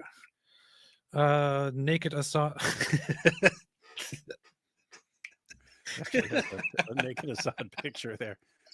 Did you see those photos of Assad that they leaked, that they found in his palace? No, that's an actual thing? Yeah, it's he's not naked. He's just wearing these very, very short shorts, little Daisy Dukes, and he's sitting modeling there like his Daisy Dukes. He's sitting there like this, and they're just mocking him over that. I don't know. And he's like, "Honey, I told you one thing: burn the pictures, and you didn't even do that. Now I'm all over the internet." Nick took a destiny-changing night journey, returning with white stains all over his clothes. Reminds me of a certain 7th century jizya collector. This is a good point. No, it doesn't. It does. Very weird. David, love your streams. You have great humor. Read this another 7 times. David, love your streams. You have great humor. I don't know if that was just a typo or if you're trying to say. And you are awesome host. Oh, and your co-host AP is also okay. IG. But he said Homer, so I wouldn't take this as a compliment. No. We don't know. Thank you, Naked Assad. Appreciate it. Doshimayan, hey, yeah, Ghazni verse 25 here. RV, I just want to say that it is not Nick's fault because he's just a poor Mexican worker who entered greatest country in the world looking for better life. This is a good point. That is a good point. He's just a poor immigrant. Just like, hey, Hey, here's here's Nick at his interrogation. What were you doing? Well, I was in there in my sombrero eating some tacos, listening to Los Lobos, celebrating my Mexican heritage, looking forward to Cinco de Mayo, when all these people started calling me a white supremacist. I don't know what's going on here, but it's very disturbing, very disturbing. So I feared for my life, and I pepper sprayed this woman for her anti-Mexican bigotry. Powerful, powerful, powerful. Doing random stuff. Said good morning. At least I got to see the end of the live. Have a good day. This is not the end of your life. This is not the end of a life. We hope you have a long life. I hope you have a wonderful, beautiful life. I listened to the whole thing later, but I know that I will love it. So let's give some jizya in advance. No, it's gizya. It's a What combination if of give and jizya. doing random stuff? What if you decide to later watch this whole stream and it turns out to be completely disgusting, and you don't like it? You think this is horrible. What are you going to do about this? Life goes on. Life goes on. Yeah, see, but thank you. Amazing skeptic, rational, cosmic, free thinker. La la la la, life goes on. What? Amazing, skeptical, rational, cosmic, free-thinking atheist. It's kind of funny because then they have the atheist. That was from one of my live streams. I put you making a dumb face, and then atheist over your head while you're crying. But it's funny because they give it the name of like every atheist channel from 10 years ago was amazing, skeptical, rational, cosmic, free-thinking atheist channel. Super, ultra, questioning, thinking, smart, extremely intelligent, big-brained, huge, cosmic, genetic specimen atheist. Anyway, awesome name for a channel, though. Yeah, it is. It is. It is. Yeah. Anyway, anything else, David? What are we doing tomorrow? Are we doing something tomorrow? I was hoping to check out some of the Candace stuff while it's still going on, because I looked it up. I told you I made a thumbnail, but I looked it up. There's like, I don't even know if we can cover it in one show. She did this long live stream with Pierce, this long show with Pierce on her channel. Then you got the Pierce interview. Then she did an entire show on her channel that is her acceptance speech for Anti-Semite of the Year award. Then there's all the tweets and stuff. Anyway, I have to figure out a way to narrow that down to one little thing. Powerful. But anyway, here's a disclaimer quickly. We talked a lot about Nick Fuentes. I said this earlier as well. I feel bad for Nick Fuentes. Nobody should get rape threats and be subjected to abuse, especially not vulnerable people like Mexican Nick Fuentes. Poor Mexican Nick Fuentes. I would always point this out again and again. Why are you so mean? The man is a victim. I'm not mean. What? When has he not taken someone's feelings about being threatened seriously? And here you are mocking his pain? I'm not mocking anything. I'm pointing out that this is unacceptable and it's wrong. How much clearer can I possibly make it? And aren't the gropers funny? Oh my goodness, you're not loving your neighbor. You're not loving people as you should when you're doing this. Hey, look, inspiring philosophy. Check it out. No one should be threatening to rape a Hispanic member of the LGBTQ community like Nick.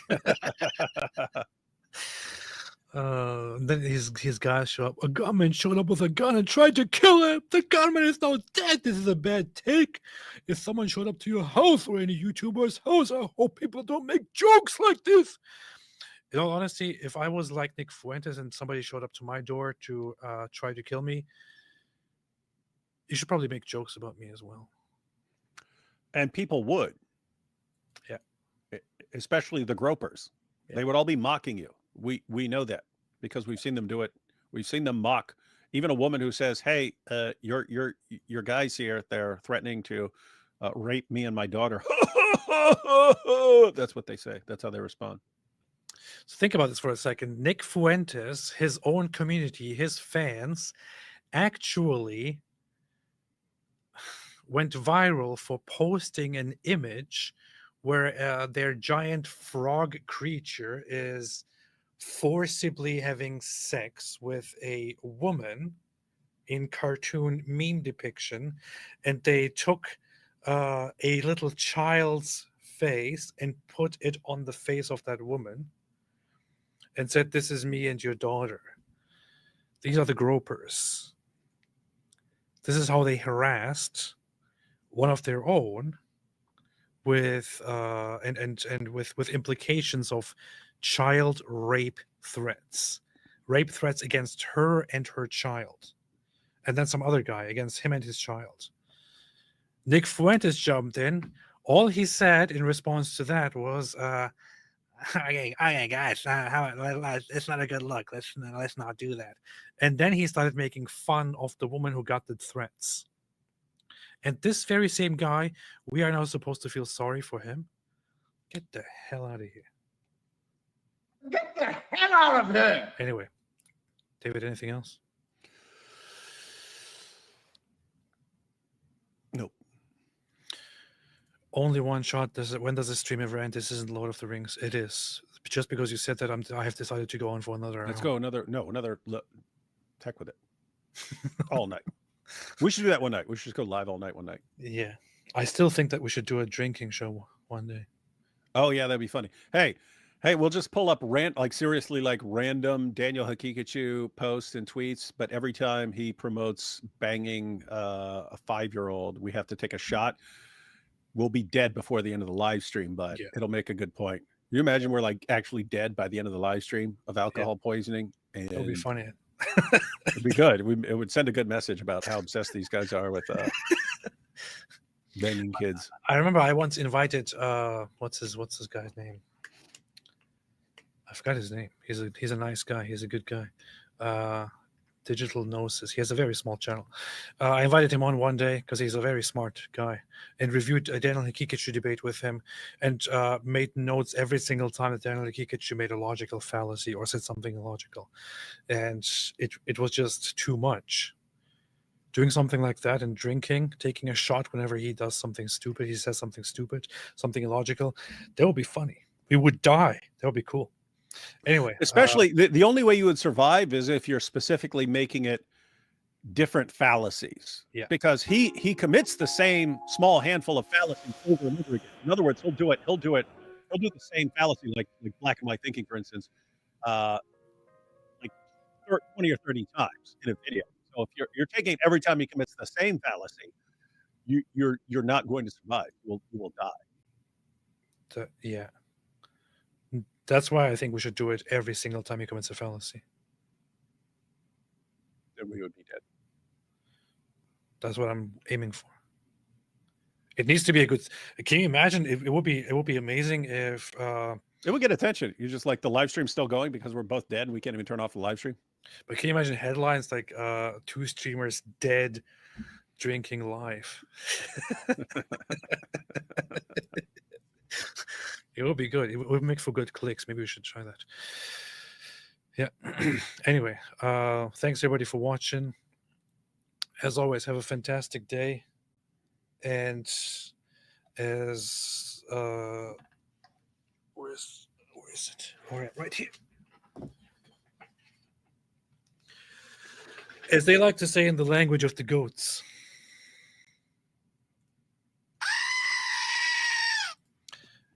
And just for those who don't speak goat, here is the English version. Stay away from Islam.